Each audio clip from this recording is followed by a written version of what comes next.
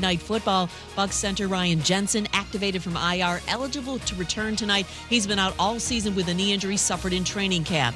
Having Jensen back would be big for Tampa, especially quarterback Tom Brady. Now it's Pro Football Hall of Fame coach and NBC NFL analyst Tony Dungy. If Ryan is totally healthy and 100%, he will make a big difference. Number one, just with his presence and that big physical body you're talking about. But number two, with the confidence factor for Tom. When I know the middle of the pocket is solid, I don't have to worry about it. I've got the guy I have trust in. When you're relaxed and confident, you're going to play much better as a quarterback.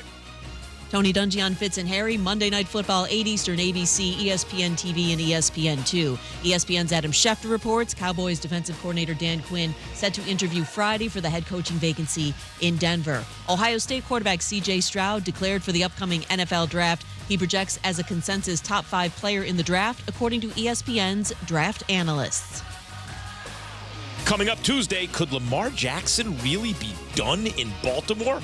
If so, I had the perfect landing spot for the former MVP, Keyshawn J. Willimax, 6 a.m. Eastern, ESPN Radio, ESPN2, ESPNU.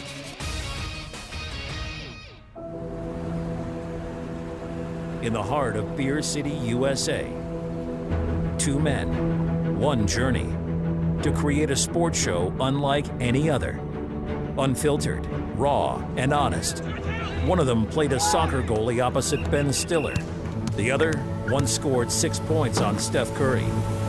These guys know their shit. Let's go! Tank Spencer, Jeremy Greene, The Sportsocracy. Presented by Ingles Supermarkets. Low prices, love the savings. And Fred Anderson Nissan of Asheville.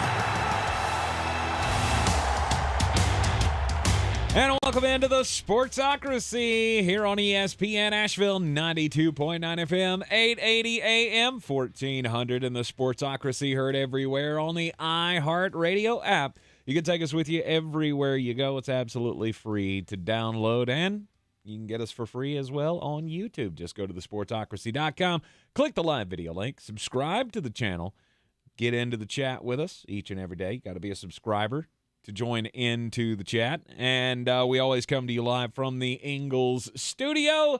It is a Monday. We are all geared up for Monday Night Football. You don't do that right. You leave that to me. I'll do that later in the show. Tampa Bay Buccaneers, Dallas Cowboys. We'll have your picks of the night. We already know how Jeremy's going on this. Cowboys by a million. Cowboys by a billion. And he's not backing off. No, sir. And based on how the weekend went, I'm off to a pretty hot start, boys and girls. Pretty hot start. 4-1 for Jeremy over the weekend. 5-0 in winners, no big deal. Got them all. Let's go. And how about them Jacksonville Jaguars? Oh, good night. I'm still trying to figure out how we haven't fired Brandon Staley yet. Well, if you believe reports, it's because the Spanos family's looking around going, we don't have any money. Which is shocking. If it's really because they don't want to pay him $4 million over the next 3 years, move the team. Yeah. Sell the team. Yeah, do whatever. absolutely. Because I cannot physically figure out a team that was up 27-0. You ran it 8 times from there. Mm-hmm. That's almost hard to do. And yet you found a way. That's right. And it goes back to Jeremy's favorite saying, if you can't run the ball and you can't stop somebody from running the ball, I have very limited faith in you. Mm-hmm. Jacksonville Jaguars coming up with a win over the Los Angeles Chargers, ending the season in such a disappointing way. Unreal. The rumor I'm hearing out of L.A. is that they're going to retain Brandon Staley and force him to hire a defensive coordinator that actually calls the plays and an offensive coordinator. They'll have to replace Lombardi as the offensive coordinator. Of which, I'll be honest with you, you could tell me that they hired you. That's an improvement. They're so screwed. And it wasn't a shot at you. They're so screwed. I just don't know how you're supposed to go into next season. You're now into this is winning time because you're getting ready to have to pay Justin Herbert $11 billion. And that's what you gave me. Yep. For 1.5, you actually almost had me convinced they could be a threat to Kansas City. We'll keep an eye out for the breaking news because I mean, I'll be shocked. I'll be shocked if it doesn't come. I can't believe that the owner of an NFL football team would balk at $4 million a year. Well, I mean, it's not just $4 guy. million. It's $4 million plus. Then you have to pay Sean Payton probably $100. Well, and give him personnel control, which he wants. Of which I think Tom Telesco's done a great job out there. mm-hmm. He's not the one calling the plays. He's not the one looking at a 27-0 lead going 4 verts. Let's go 4 verts. They'll never see it coming. Uh-oh. We've given them the ball back multiple times, and old Goldilocks and his 3 bears are annihilating us. Yep. It is a vacation day for a lot of folks. If you got the day off for MLK Day, good for you. We decided we couldn't be off today. Because it's playoff football. That's right. We got to wrap up the weekend's doings in the NFL and the wild card round, and it will all come to a close tonight with Monday Night Football. Tampa Bay hosting the Dallas Cowboys. Cowboys by 1,000. Time for the opening drive. The opening drive always brought to you by Fred Anderson, Nissan of Asheville. 629 Brevard Road. That's where you need to go if you're in the market for a new or a certified pre-owned vehicle like my 2017 Rogue. I love that thing. Absolutely love it. So much better than the Ramblin' Wreck that I used to drive around. And you know what? If you're whether you're in the market for a new or a certified pre-owned vehicle, mention the Sportsocracy when you go by there, and they will give you $250 on top of whatever your trade-in is already worth. I got to use out my 4-wheel drive with a little snow around the area over the weekend. Is that you that was doing donuts out in the field? No. A. And B, what are you, a cop? No slipping and sliding for me because I'm in a brand new fully loaded Frontier. Nice heat, all the windows nice and defrosted, which is a lot better than I was doing in my Lexus, which did not like defrosting windshields at all. Yep. The Jacksonville Jaguars made the comeback after trailing 27-0 to the Los Angeles Chargers in their wild card round. Not so much luck for the Seattle Seahawks, who got blistered by the San Francisco 49ers. That was fun for a half, wasn't it? Mm-hmm. Hey, Seattle, did you really think that fun little Geno Smith experiment was not going to come back to bite you in the tuchus at some point? Mm-hmm. Buffalo Bills? Nobody circles the wagons like the Buffalo Bills. Nobody turns the ball over quite like the Buffalo Bills. And here's the thing, winners win, losers lose. They staved off the comeback by the Miami Dolphins, winning 34-31 yesterday. Mike McDaniel out there on the sideline just blowing clouds, no big deal. 4th down, they get a little of that vape pen, no big deal. That really irked you, didn't it? It's like the 3rd time you've mentioned it since we've been in the studio. Frankly, I don't care. I really don't care. But then when on 4th and 1 with a rookie quarterback, who, by the way, is your 3rd-string quarterback, you can't get the play or the personnel right, and you had done it all day long. That's damning to me. That's like Nathaniel Hackett level incompetence. Mm-hmm. I will never understand how, as an NFL coach, you do not understand how the play clock works. Well, we didn't get the reset because you shouldn't have. Now, all of that went exactly how it was supposed to. You changed your mind with 11 seconds left on the play clock of your personnel with no timeouts. That is laughably stupid. And then you come out with they had told me it was 1st down. Okay, Mike. All right, let's just say that that's accurate. There's this big stick right in front of you that has a number on it, and I'm not the greatest mather of all mathers, but a 1 and a 4 don't look anything similar. I mean, maybe his view was obstructed by the referee, and so he only saw the straight line. Maybe it was obstructed by the fact he's over there blowing clouds. Oh, I can't see. Is it a 1 or a 4? The Minnesota Vikings did exactly what we thought they were going to do. They showed up in the wild card and pooed their pants. Hey, Minnesota Vikings fans, that we're all up in my Twitter DMs about Kirk Cousins.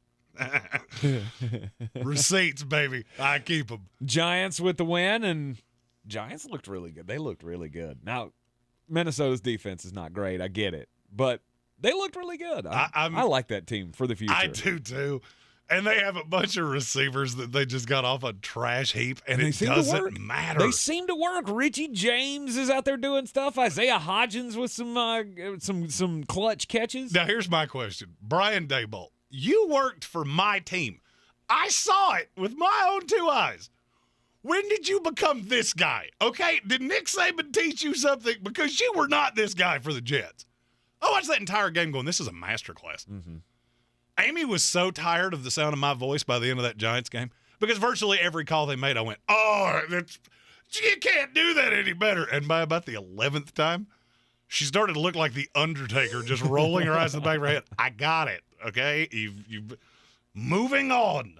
The Cincinnati Bengals needed a defensive touchdown to beat the Baltimore Ravens and Tyler Huntley. You remember on Friday when I said that John Harbaugh thing meant more and you poo-pooed it? Uh-huh. You also remember when I said Tyler Huntley playing in this game was a much bigger deal than you were letting on. Mm-hmm. Yeah, I'm going to take that as 2 wins for me. Baltimore's in danger. They're full Ralph Wiggum right now. I'm in danger. Mm-hmm.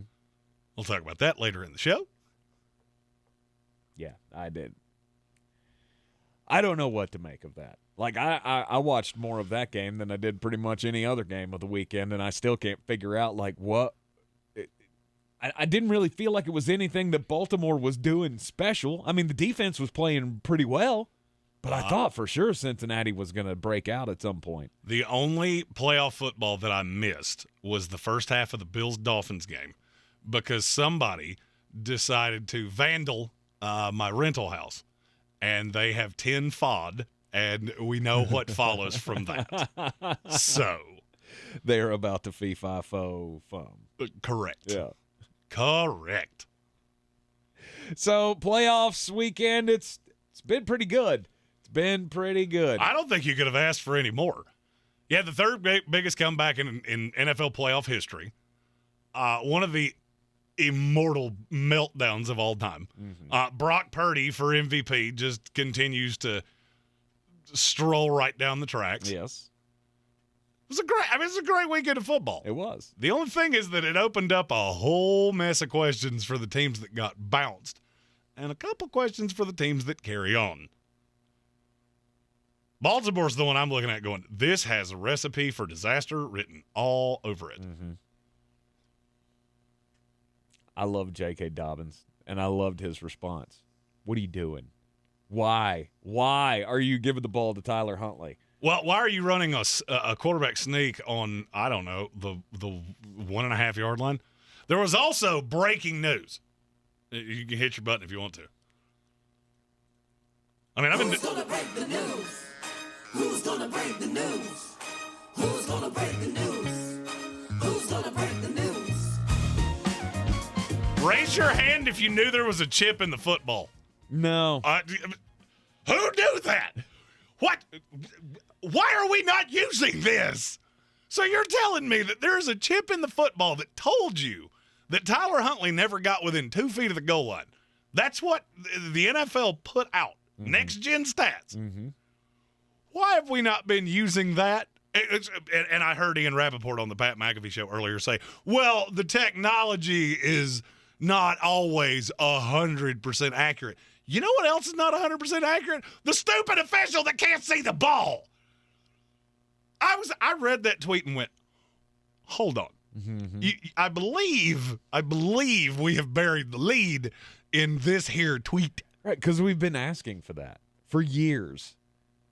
A chip in the ball to be able to settle these close, these close situations down on the goal line, or even, from the first down marker. Come to find out, we've apparently had one for a while, and we just don't use it for this. Now, my biggest question would be, but for why? But what do you use it for? Next gen stats. Hey, on Amazon, look, it'll tell you how fast the ball's moving.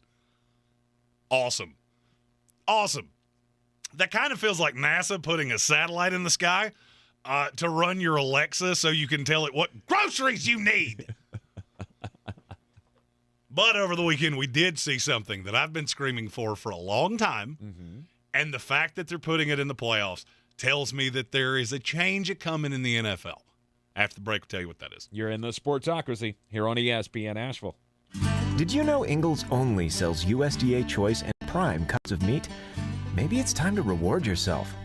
Our butchers cut all our meat fresh in the store every day. Grass-fed, organic, you name it. Not only that, we'll even cut it to order just the way you like it. And we grind meat fresh in the store multiple times a day. It's all in the bag. That's the best meat in town for the best folks in town.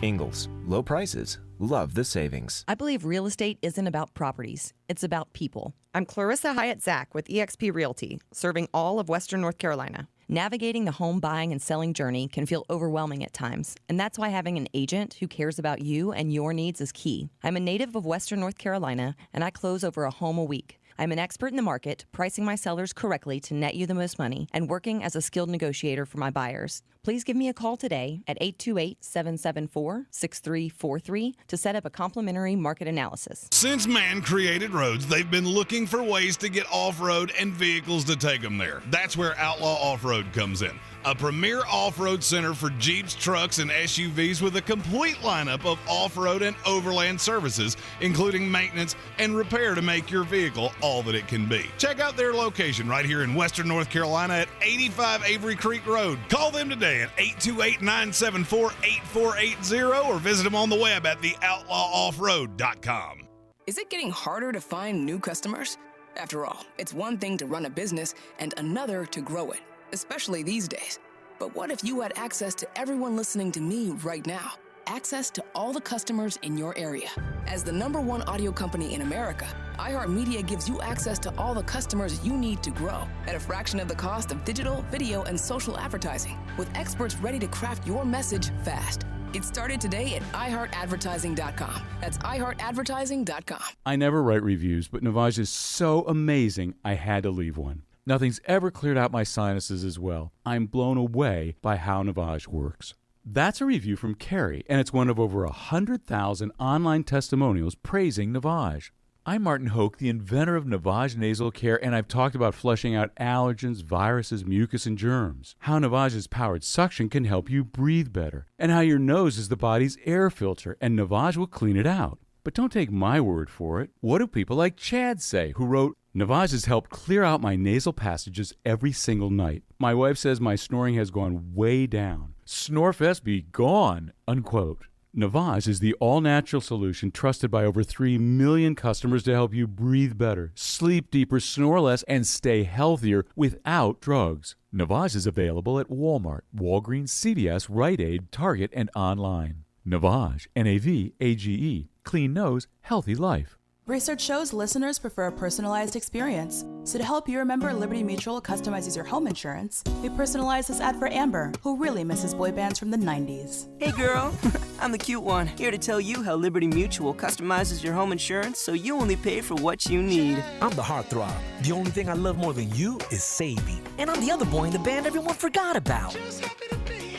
Only pay for what you need at libertymutual.com. Liberty, liberty, liberty, liberty. The Sportsocracy. Why are you smiling? Because I love football. How about them cow? Oh, wait, that's for tomorrow. I got to save that up for tomorrow. Oh, yeah. You remember hubris comes shortly before the fall. Oh, come on. Ryan Jensen's back. All the problems are solved, right? Yeah. Yeah, that's you know what that tells me? It tells me you're going to have a Pro Bowl center to watch Tom Brady. Fresh off of IR, Ryan Jensen has been activated and should play tonight for the Tampa Bay Buccaneers, shoring up that offensive line. Yeah, we'll see. Does he play left tackle? See. No. Did you hide Donovan Smith somewhere? Because as long as he's on that field, I can tell you exactly where Micah Parsons is going to be. On Tom Brady's back. Yeah. A lot. I meant he was going to be lined up across from Donovan Smith. Oh, yeah. But you got to the end, and I was just telling you where it started. Well, I could definitely tell you where that's going to end many, many times tonight. But you never know. You never know. Dak Prescott playing the worst football of his life. Let's see what happens tonight on Monday Night Football. We'll have the full preview and all of the Jeremy's picks for tonight coming up at the end of the program. So So, yeah, this weekend I feel like we knew that there was a sky judge being used, but it was not used or talked about as much during the regular season as it was the entire weekend. Over the course, and you know what's funny? So you watch 6 playoff games. Are we talking about any blown calls today? Because there was one. I mean, there was one. Which one are you talking about? There's one that I'm going to talk about in just a bit outside. Well, you're talking about a penalty. I'm talking about there was a drop in the Jaguars-Chargers game that they didn't catch. Mm-hmm. But other than that, we're not talking about any officiating kerfuffles. There's no Jerome Boger hatred today. Weird. When you use the technology that you have and it didn't affect the game at all. You know why? Because in New York, there are a bunch of people like us watching this going, that's a drop. That's a drop. That's a drop. Easy. Call it. Be done with it. Let's go. Mm-hmm. The NFL is better than any sport in the world, and it's not even close, at seeing problems that it has and fixing them. How many times have we talked about officials this year? A bunch. Virtually every week there was one. Yes, absolutely. So weird. They go into the playoffs, do not tell you that this is coming, and then they just slide it in there. Like, oh, that was a fumble. Nope, that was a fumble. He was down. Correct it. You don't even hear them call it 9 times out of 10. The broadcast crew has to say, they buzzed up from up top. They got this right. And is anybody upset about that? No. For years I have been saying this. And people invariably will feed me the stupidest line. And that's coming from a guy that has Justin Fields in his Twitter inbox 100 times a day. So to set the bar of the stupidest thing that anybody says to me, it's hard to do. That's just the human element. We need that in the game. That's the stupidest thing I've ever heard in my life. That would be like a car manufacturer saying, well, 1 out of every 1,000 cars that we produce, the wheels are going to fall off. Guess that's just a human element. No, that's stupid. Yeah. And good job, NFL, for going and fixing it. Absolutely. I thought this was a flawless weekend of officiating. And I love to throw shade at the Zebras. Mm-hmm. I don't have anything. I watched virtually every second of playoff football. I have nothing. Yeah. It was a great weekend. And how about old Brock Purdy, huh? I mean, look, I know there was the doubt. There were doubters. So, oh, he's a rookie. He can't lead this team. He seems to get better every week. Comes out and throws 3 touchdown passes for the 49ers. Ran one in as well. And by the way, is it true? Is it true that now Brock Purdy has as many touchdowns in the playoffs as Jimmy Garoppolo? I feel like that can't possibly be true. I saw the meme on Facebook earlier today, and I went, wait, Jimmy has only accounted for 4 touchdowns in 6 games in the playoffs? That can't possibly be true. But I'm going to say, look, I'm going to say something I'm the draft guy. All right, so I spend entirely too much of my life breaking down film. Those of you that are trying to cut Brock Purdy down because of bad decisions, tell me you're reaching without telling me you're reaching. There was a deep pass, and I can't remember who caught it, but I've seen it repeatedly that, oh, this was a bad decision. No, it wasn't, because he fit the ball in the window. Mm-hmm. It's a bad decision if you can't get that ball in there. Tyler Huntley made one of those last night. He was throwing an out route to Mark Andrews. He threw it late, and he hit the defender in stride. That's a bad decision. Now, if you break down every ounce of film and go, well, this could have gone badly, I could say that about anybody. I could do that for 22 years of Tom Brady's career. You know what the difference is between him and everybody else? What's that? He can fit that pass through that window. Zach Wilson does it, it's an interception. Brock Purdy's got, and I can't tell you what it is, there is an element of just winner in this kid that I really like. Yep. It's true. It's true. Jimmy Garoppolo has played and has started 6 games in the playoffs, and he has 4 total touchdowns. I mean, I feel like San Francisco's decision's already made. Absolutely. This has to be Brock Purdy. I think you're right. And I'm not sure. Here's the thing. What's the blowback? There is no blowback here, right? I mean, you made the trade for Trey Lance, but now there is because of what you're going to get for Trey Lance. Because I got news for you. He can't be in the building. If you're all in on Brock Purdy, you've got to trade Trey Lance. That's what I would think. And Jimmy Garoppolo will walk in free agency. And you know what? I'm fine with that. I don't care. I am coming to the realization, and if you remember, I said this not long after Brock Purdy wound up in this offense. Mm-hmm. I'm not sure that he's not the perfect fit. I'm not sure Kyle Shanahan doesn't actually need one of these high-level quarterbacks. He needs somebody that can do exactly what he's told, really good eye discipline, and you saw it against Seattle. Tariq Woolen. You remember all those Seattle fans that said Tariq Woolen should be the defensive rookie of the year. Mm-hmm. All right, let's throw that tape on, compare that to Sauce, and we'll talk after, okay? Right. Because he got absolutely annihilated by Brock Purdy's eyes. Mm-hmm. And in this system, that's such a big part of it because it's all misdirection. That's what I've always called the Kyle Shanahan offense. It's sleight of hand magic. I get your eyes going this way, and you're looking at the pretty candy, and then over here, something bad's happening on the other side. And you don't see it until it's entirely too late. I watched San Francisco play about as bad of a second quarter as they could possibly play.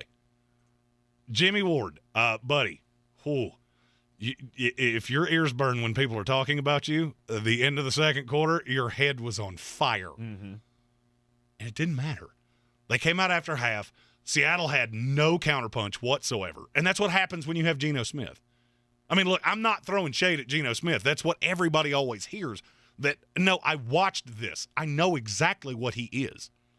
Geno Smith always had the ability to throw a screen pass better than you could have handed it to somebody. That's not the problem.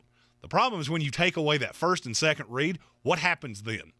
Because his the exact opposite of Brock Purdy, his eye discipline is very lazy. And so what happened? San Francisco starts messing with you. They know what you're doing. Oh, DK Metcalf had a great game on Tre'Davious Ward. Did they even really make an adjustment to that? No. Why? Because I've shut down everything else. You want your empty calories with DK Metcalf? More power to you.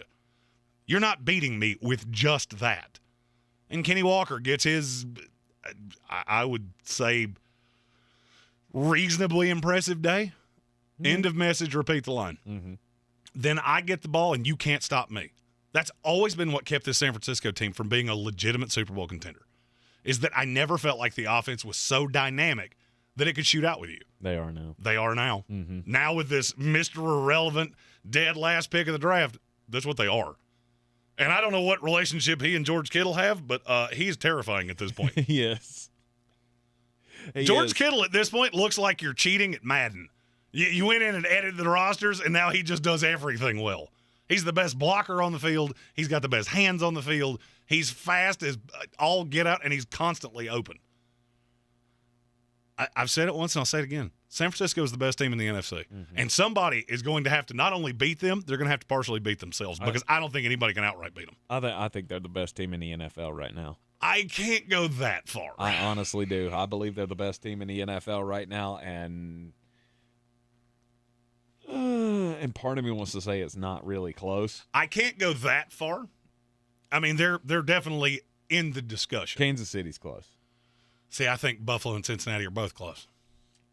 After what I saw out of those two teams this weekend, you're going to be fine. You're going to win some games. It's funny you said that. But I just don't believe it. I don't believe it anymore. It's funny you said that. After just a bit outside, I saw the same thing you did, but I took something completely different away from it.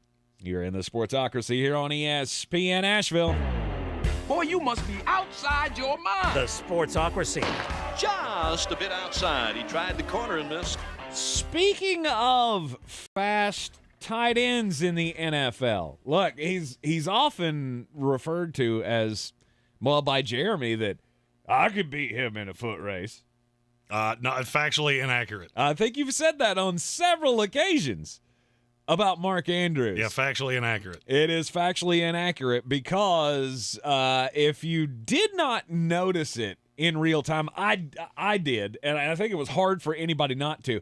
I kind of had shades of DK Metcalf chasing down Buda Baker. Remember in that, was that a playoff game? No, it wasn't a playoff game. It was just a regular season game, but remember watching Budda Baker return the interception, and then DK comes screaming down the field and catches him for the tackle. Well, the same thing happened yesterday in the Baltimore-Cincinnati game. On the big play that Sam Hubbard, so Tyler Huntley tries to go over the top on the goal line play. Ball gets knocked out, winds up in Sam Hubbard's hands, and Hubbard goes 98 yards. Well, he wasn't the fastest guy on the field. It was Mark Andrews. He came screaming into the frame, and I went, oh, he's going to get him. God, I've never seen him run that fast. Factually accurate. Next Gen Stats says it's the fastest that Mark Andrews has ever run in his NFL career. He clocked 20.72 miles per hour trying to chase down Sam Hubbard, and he would have. And he would have stopped that touchdown. But the officials just completely let go a block in the back. 53 pushed because it wasn't a block in the back. Of course it was. It wasn't a block in the not by the letter of the law. I've had this just horribly emphasized to me every time I say this. So guy's got his back to you, you can push him down. If you're in front of him, which he was when he actually blocked him, when he engaged him, he was in front of him. Look, I think it's as stupid as you do. Apparently the letter of the law is as long as there is any part of you that is to the side or in front of him, it is allowed.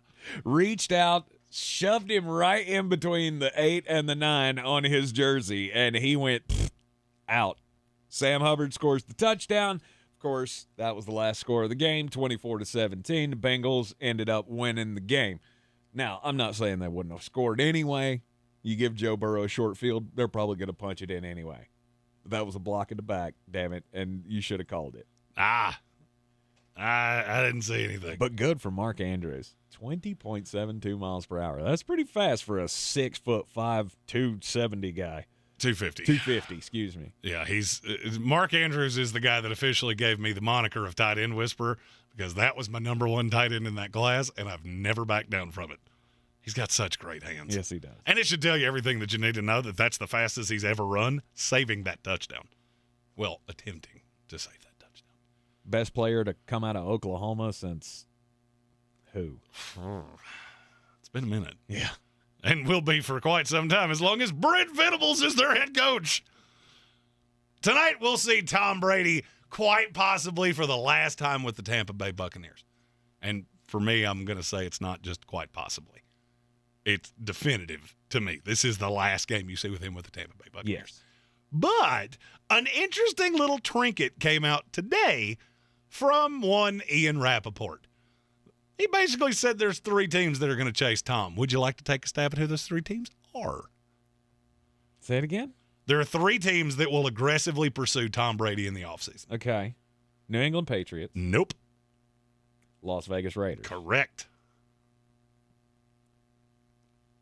Arizona Cardinals? Nope. They're stuck with Kyler Murray. Why in the world would they pursue another quarterback? San Francisco? San Francisco is the second one. If Brock Purdy were to somehow let them down and they decided not to roll with that. Although, in his words, he said he's certainly stating his case. There's one that I hadn't thought of. I had not pieced this together. Indianapolis Colts? Tennessee Titans. Tennessee. I hadn't thought of it. With Vrabel, yeah. I had not thought of it. Okay. And now that I've seen it, I can't unsee it. Makes a lot of sense. Mm-hmm. You amp up that receiver room. Draft Michael Mayer. Sorry. I had a frog in my throat. I'm going to catch so much flack for that. Mock draft coming out tomorrow, by the way. I have to figure out who winds up down in the draft order with the loss tonight. Didn't think of that last week. That makes a lot of sense because that's a team that, when healthy, is pretty good in a division that's pretty bad. Mm-hmm. I mean, it's them in Jacksonville. End of message or beat the line. And I guess I get the Raiders thing. I don't really, but it's Josh McDaniels, of course. Yeah, but everybody talks about him wanting to be close to his family. So you're going to move to literally the furthest place on earth from your children. Well, not it didn't Earth, say but in America. It didn't say who Tom was interested in. It said who was interested in Tom. Well, this was kind of a both. What Tom would want to do, because he's not going to go play for somebody that's not a legitimate contender. Mm-hmm. So that's where the Raiders fall apart to me. Exactly. They're not a contender. But Tennessee is the one that I didn't think of, and now that I've seen it, I'm going to struggle to unsee it. Mm-hmm. So you think he comes back? You know what? With him, I don't know anymore. I don't know. Tom Brady is within a presidential term of his AARP card, so I'm going to say you shouldn't, but will you? Maybe. You're in the Sportsocracy here on ESPN Asheville, 92.9 FM, 880 AM and 1400. We got our first one of these of the day. I'm your huckleberry. It's from our buddy Bo Walker, who is listening to the show, as he always does. Give his lovely better half Karen's mom, Dotsy, a shout out. She's enjoying this here gym today. Those are his words, not mine. Hi, he Dotsy. called us a gym. We don't do that. Hi, Dotsy. Very glad to have you with us here on this Overreaction Monday. This is your Exergen Temporal Scanner weather forecast on ESPN Asheville. Cold front coming in tomorrow with some light rains into the Asheville forecasts. Our numbers warm enough tonight so that it is mostly rain here in the valley, and even with elevations, our temps above freezing tonight. We're at 40 degrees. Light rain Tuesday morning and then cloudy, high 60 degrees. Low 40s for tomorrow night and mid-60s Wednesday and Thursday. Another front comes in with light rains in the Thursday forecast, and that one does have some colder air behind it for the weekend ahead. I'm meteorologist Scott Larimore. That's the latest Weather Channel forecast. This report is sponsored by Pfizer and BioNTech. This winter, there are new COVID-19 booster shots designed to help protect against recent Omicron variants. If it's been at least 2 months since your primary series or original booster, schedule your updated COVID-19 booster dose at vaccines.gov. Sponsored by Pfizer and BioNTech. Save now on appliances and more at the Truckload event at Lowe's. Get deals on select major appliances and take home what you buy same day. And save an additional 10% on all in-store clearance appliances. Plus, get store-wide savings on even more items. Stock up on GE Sync Reveal 60-watt dimmable smart LED light bulbs for just $9.98 each. Head to your local Lowe's store or visit Lowes.com to shop the Truckload event today. Exclusions apply while supplies last. Selection varies by location. See Lowes.com for details. Valid 1/12 to 1/18. When you order food for work on EasyCater.com, we've got your back. Real humans are here to help with your order every step of the way, making sure everything goes right, even behind the scenes without you knowing. Confirming and double confirming with the restaurant that everything is on track. If there's a problem, thanks for calling EasyCater. Call us anytime, day or night, and we'll answer in seconds. We're right here with 100,000 restaurants, working hard to ensure the food arrives on time and is ordered. Order 24/7 at EasyCater.com. For more information about contests on the station, log on to ESPNAVL.com. Did you know Ingles only sells USDA Choice and Prime cuts of meat? Our butchers cut all our meat fresh in the store every day. We'll even cut it to order just the way you like it. It's all in the bag. Ingles. Low prices. Love the savings. Real estate isn't about properties. It's about people. I'm Clarissa Hyatt-Zach with eXp Realty, your native realtor serving all of Western North Carolina. I will work hard for you, and I believe in doing the right thing every time. I market each of my listings to reach out-of-town buyers. I use a professional photographer and drone video on every single listing, as well as collaborate with agents across the country to find your buyer. Check me out online at clarissasellswnc.com or give me a call at 828-774-6343. It would be my pleasure to assist you through the real estate process. When I finally drove the old car into the grave, I knew there was only one place I was going to go. Fred Anderson Nissan of Asheville, home of the family plan.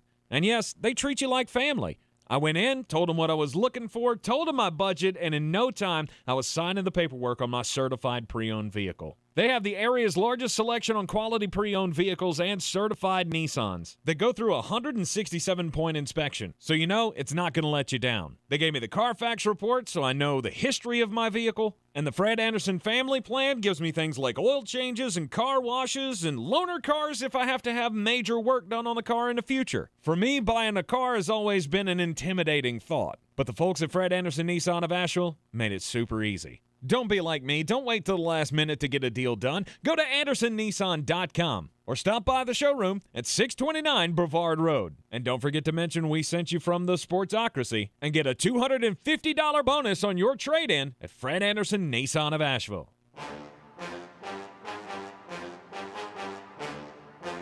The Sportsocracy. Pull up your pants, take off the bra, and be a man!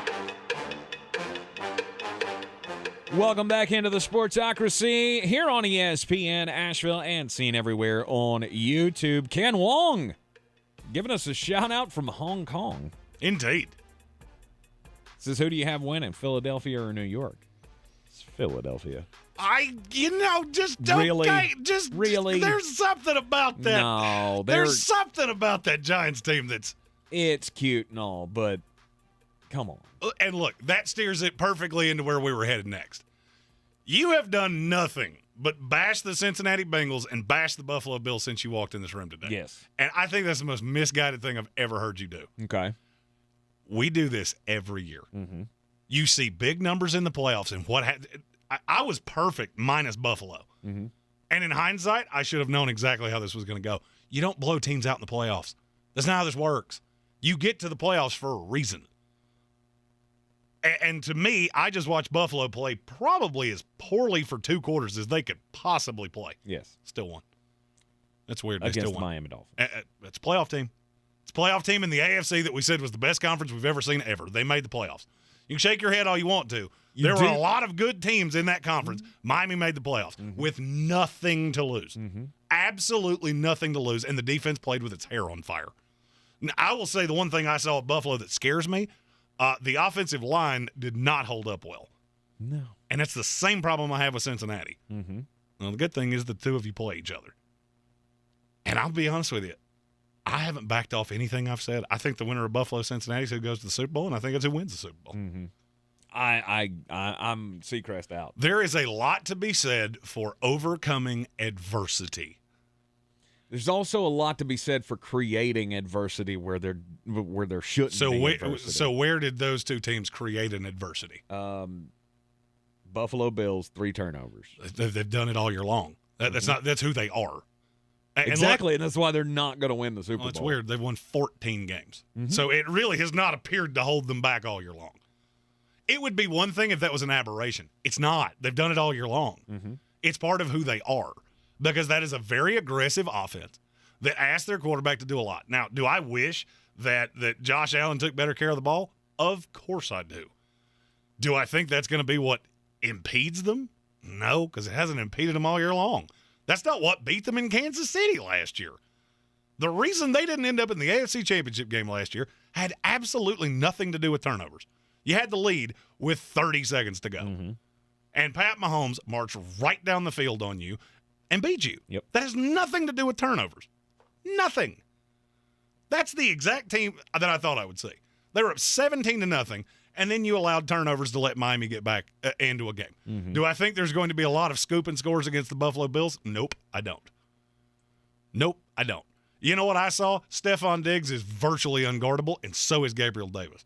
And Dawson Knox is the touchdown getter in the end zone. You remember that thing I said about if there's any player that's going to score a touchdown, it's Dawson Knox? Mm-hmm. That lasted about 4 minutes. Yep. Scored the first touchdown of the game. Buffalo got out to the 17-0 lead. And within 1 quarter, it was a 17-all ball game. In the playoffs, it's not who's the most talented. It's not. We do this every single year. It's who can withstand adversity. Now, through 1 week of the playoffs, I've seen everybody but Philadelphia and Kansas City do it. Mm-hmm. And I'm not saying they can't do it. They didn't play. San Francisco did it. Have just an insanely stupid penalty at the end of the first half that allows Seattle to go in with the lead. What did you do? Because you could have folded up shop, and there are plenty of teams that would have. They would have turned on each other. That's a stupid penalty. You get tight, come out, throw an interception with a young quarterback, and now you're in a real dogfight. What did they do? They came out and pounded Seattle's brains out. Mm-hmm. Yeah, that's a formidable team that's going to be really tough to beat. Buffalo, they could be looking at Josh Allen going, could you please protect the ball? No, that's not what they did. Gabriel Davis went, I'm open all the time. I'm never not open. Makes a tremendous play in the end zone. Ball game. Mm-hmm. Let's go. Cincinnati Bengals. Jonah Williams was a turnstile. Gets hurt. Jackson Carman, who's a guard, comes in and plays the position he played in college. And was he great? No. But they found a way to chip with Samaje Perine, and they found a way to win a game that they really didn't have any – they didn't have any reason to win that game. Baltimore outplayed them for 40 of 60 minutes. Mm-hmm. Take away the first quarter and the last 5 minutes, and John Harbaugh's just mind-bogglingly bad control of the clock. We'll talk about that in a little bit. I look at those 3 teams the exact same way I did going into this. You all 3 had adversity that could have sent you home. and weird, you found a way to win. Mm-hmm. You know why? Because winners win and losers lose. And right now, those are 3 of the 4 best winners in the NFL, and it's not even debatable. Yeah. Philadelphia, you're the new one here. You're the new kid on the block, which is why I'm going to have to see it. Which is why, to Ken's question, you laughed at who wins Philadelphia or New York. I've seen a New York team that's battled through a lot of adversity all year long and now has nothing to lose. Am I telling you I'm picking the Giants? No. But laughing at it? Yeah, I'm not going to do that either. Yeah, Gage Camplin with a super chat. Nope. I'm your huckleberry. Says, amazing how everyone forgot how good the Eagles are. Jones had a great game, but the Vikings defense is 28th in DVOA. It's not a forgot how good the Eagles are. Trust me, we all know that. There's one thing that has bothered me, and it will continue to bother me. I've seen Jalen Hurts in the playoffs one time, and he was, and I'm going to be nice here and say absolutely god-awful. All the pressure's on Philadelphia. Mm-hmm. You're playing a team in the New York Giants that are playing with house money. You're not supposed to be here. That's the scariest team you play in the playoffs, and I've been told that by every person I've ever known that played in NFL playoff games. Mm-hmm. It is awful to have to play against somebody with nothing to lose. And that's where Miami was with Buffalo, and that's where Baltimore was with Cincinnati. Neither one of those teams had anything to lose. We expected them to get shellacked. Baltimore comes out and runs an offense that looks like it was from 1984. It worked. Mm-hmm. It worked. It took the ball out of Joe Burrow's hands, and yet they found a way to win it. Was it a little fluky? It was. It was. But it's weird. Luck. Luck's one of those things I've always laughed about because luck always seems to happen with teams that are really good. And that's really lucky. You are in the Sportsocracy. It's ESPN Asheville. Everyone's heard about the housing market and this being the best time to sell a house in years. But the same thing applies to cars. Whether you're looking to buy a car, trade in, or sell that car in the driveway collecting dust, Fred Anderson Nissan of Asheville wants to buy your car. They have 2 on-site managers that work with Kelley Blue Book to give you top dollar for your vehicle. You can even have your car appraised instantly at AndersonNissan.com. Stop in and visit them today at 629 Brevard Road in Asheville or call them at 828-365-1663. Rogue Combat Club, Asheville's home for comprehensive martial arts training, has a goal for our community, one that's stronger, more fit, and unwavers in its support of one another. Rogue Combat Club's instructors have competed at the highest levels and offer classes for everyone from young children to adults in Brazilian Jiu-Jitsu, Muay Thai, and wrestling. Rogue Combat Club classes can help you boost your self-confidence and self-defense skills while weeding out the egos and intimidation found at other gyms. Join today at RogueCombatClub.com. Crooked teeth may embarrass kids whose families can't afford braces, and trying to fix their teeth themselves can make things worse. Luckily, there's Donated Orthodontic Services, a program from the American Association of Orthodontists. For children and teens who qualify and are matched with a volunteer orthodontist, treatment can be life-changing and help them smile with confidence.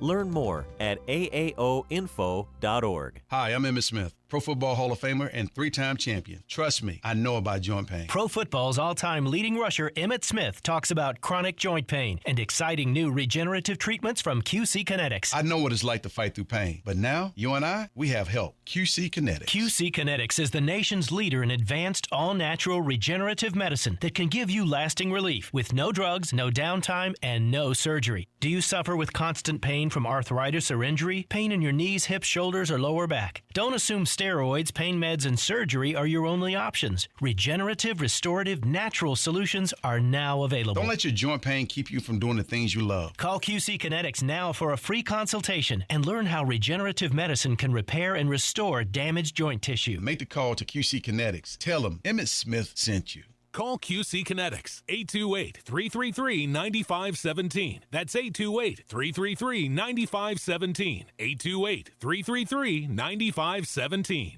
Hey, this is Peter Schrager from the NFL Network's morning show, Good Morning Football. You've also seen me on NFL Sidelines and in studio for Fox Sports on Sunday. Well, I've got a new podcast with iHeart in the NFL, and we're calling it The Season with Peter Schrager.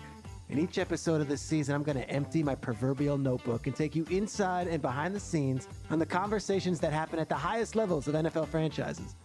Listen to The Season with Peter Schrager on the iHeartRadio app or wherever you get your podcasts. The Tar Heels to the right baseline are here. Floats it way up in the air and in. Catch Watch the 6-time national champion Tar Heels in action. He got it! 0.3 of a second! All season long. Toward left side. He's going to go hard, heavy. Contact. Got the basket and the foul. Holy cow. Right here on your home for Carolina basketball. Asheville's home for the Tar Heels is ESPN Asheville. The Sportsocracy. That is some good, clean family fun there, eh, Kai?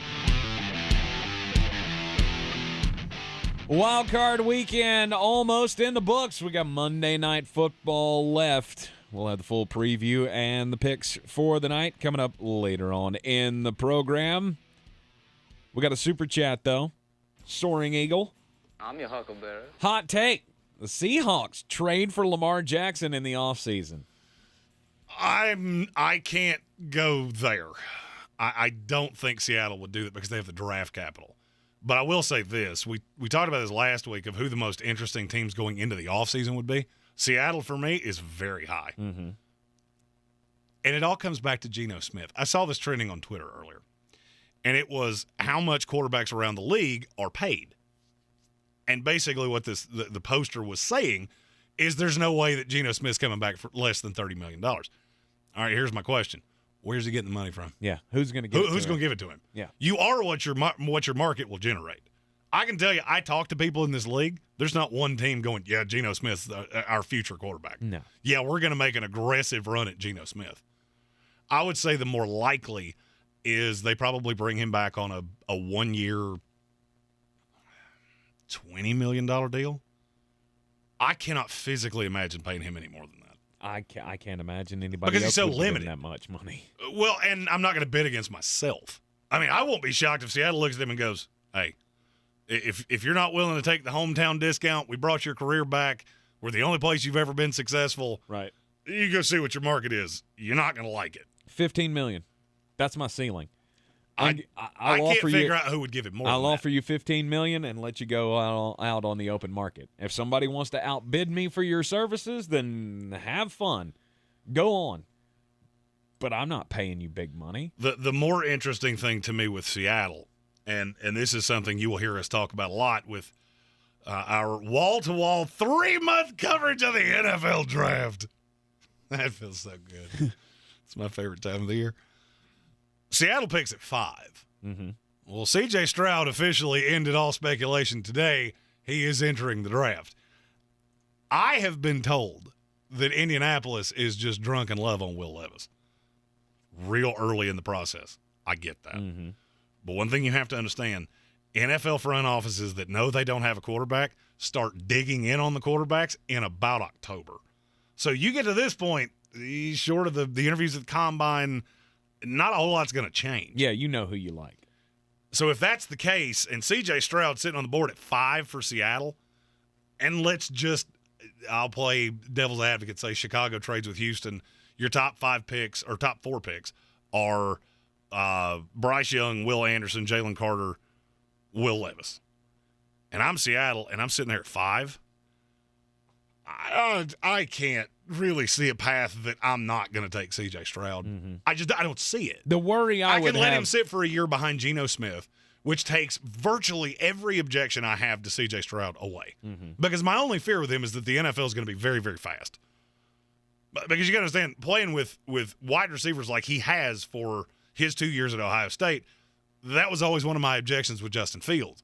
That offense is not going to work in the NFL. Yeah. But if that is the case, is Atlanta coming up? Is Carolina coming up? Well, the problem is that if you're Seattle, why would I do that? If C.J. Stroud's sitting there, why would I trade him away and he becomes a Pro Bowler somewhere else? LMNO fired. And see, that's what's been so hard. I've done draft shows for the last 2 weeks with different people across the country, and that's what I keep coming back to. Seattle's the pivot point. Mm-hmm. Because I know Chicago is at least considering Bryce Young. I know Houston is dead set on their coming away with one of these 2 quarterbacks, and Indianapolis is going to come away with one too.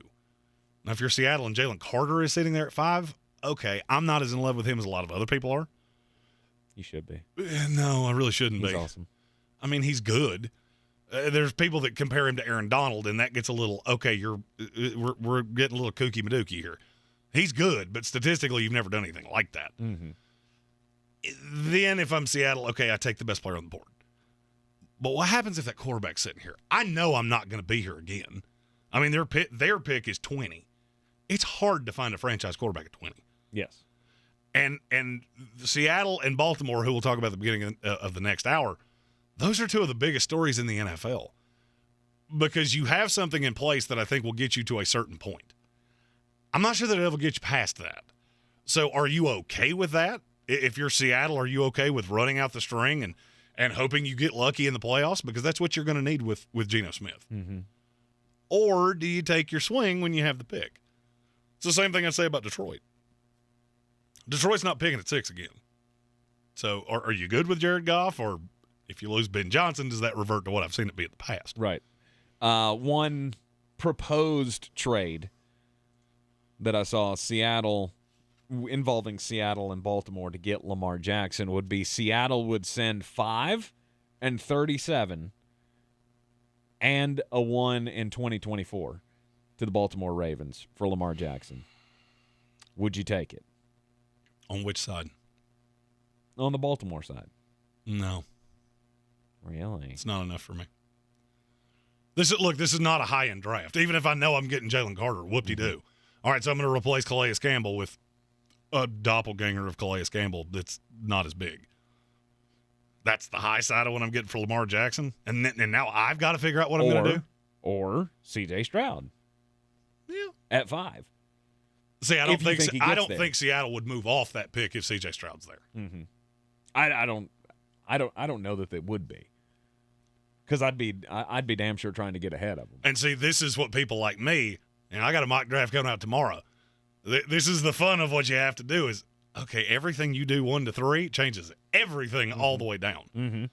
And there are so many dominoes. Arizona to me is a sweet spot for trades at 3. It depends on where Chicago of Indianapolis. goes. You just got to. It depends on where Chicago goes. Mm-hmm. If Will Anderson's there, no shot. They'll stay at 3 and take him. Even though I don't think he is. I think he's Khalil Mack light. But that is a piece that I don't think they could say no to. Mm-hmm. That's what you always have to remember is the team that's moving out, they have to be getting something too. And Arizona, if you want to do a full reset with whoever the coach is, would they give Sean Payton that latitude? Absolutely. Are they going to give that to some random first-time coach? I struggle to believe that. You are in the Sportsocracy. What will happen with Baltimore after, well, a less than stellar end to their season? Got a lot of questions for them this offseason. You're in the Sportsocracy here on ESPN Asheville. This is your Exergen Temporal Scanner weather forecast on ESPN Asheville. Cold front coming in tomorrow with some light rains into the Asheville forecasts. Our numbers warm enough tonight so that it is mostly rain here in the valley, and even with elevations, our temps above freezing tonight. We're at 40 degrees. Light rain Tuesday morning and then cloudy, high 60 degrees. Low 40s for tomorrow night and mid-60s Wednesday and Thursday. Another front comes in with light rains in the Thursday forecast, and that one does have some colder air behind it for the weekend ahead. I'm meteorologist Scott Larimore. That's the latest Weather Channel forecast. This report is sponsored by Wendy's Hot and Crispy Fries. Wendy's knows everyone hates cold, soggy fries, so they changed theirs to serve them up hot and crispy, guaranteed, using only natural cut skin-on fries prepared to golden goodness and perfectly sprinkled with sea salt. Guaranteed to be hot and crispy. If yours aren't, bring them back and they'll replace them at participating U.S. Wendy's. Mr. Clean, Mr. Clean. Of course I use Mr. Clean Magic Eraser to clean tough messes off my stovetop and bathtub. But then I discovered I can also use it to easily clean my patio furniture and even my shoes. I'm hooked! And when wipes won't cut it, I use Magic Eraser Sheets. They're thin and flexible erasers, perfect for everyday messes, like gunk on my counters and sinks. They really are magical. The reviews are in. Mr. Clean Magic Eraser and Sheets make cleaning look easy. This winter, there are new COVID-19 booster shots designed to help protect against recent Omicron variants. If it's been at least 2 months since your primary series or original booster, schedule your updated COVID-19 booster dose at vaccines.gov. Sponsored by Pfizer and BioNTech. The Sportsocracy. This is G. Duggaroff, voice of the Tampa Bay Buccaneers. Fire them cannons. By golly, put more powder in those things. From the Ingles Studios, this is ESPN Asheville, WPEK, W225CJ Fairview, WMXF Waynesville, and iHeart radio station. Is SportsCenter. I'm Christine Lisi. Breaking news. Bengals left tackle Jonah Williams has a dislocated kneecap and is week to week. Guard Alex Kappa, who missed last night's AFC wildcard win with a knee injury, is also week to week. Cincinnati is at Buffalo for Sunday's divisional round game. One more matchup left in NFL's Super Wildcard weekend. Cowboys-Buccaneers on the NFC side on Monday Night Football. Questions surrounding Dallas coming off that embarrassing Week 18 loss to Washington, plus quarterback Dak Prescott's 7-game interception streak.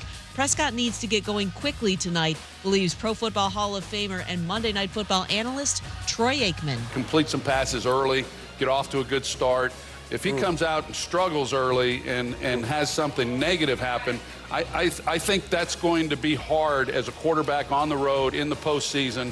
Those are hard to overcome, and that could be unsettling for the entire team. Bucs-Cowboys 8 Eastern, ABC, ESPN TV, and ESPN2. Tampa Bay center Ryan Jensen activated from IR today. He's eligible to return from a knee injury tonight.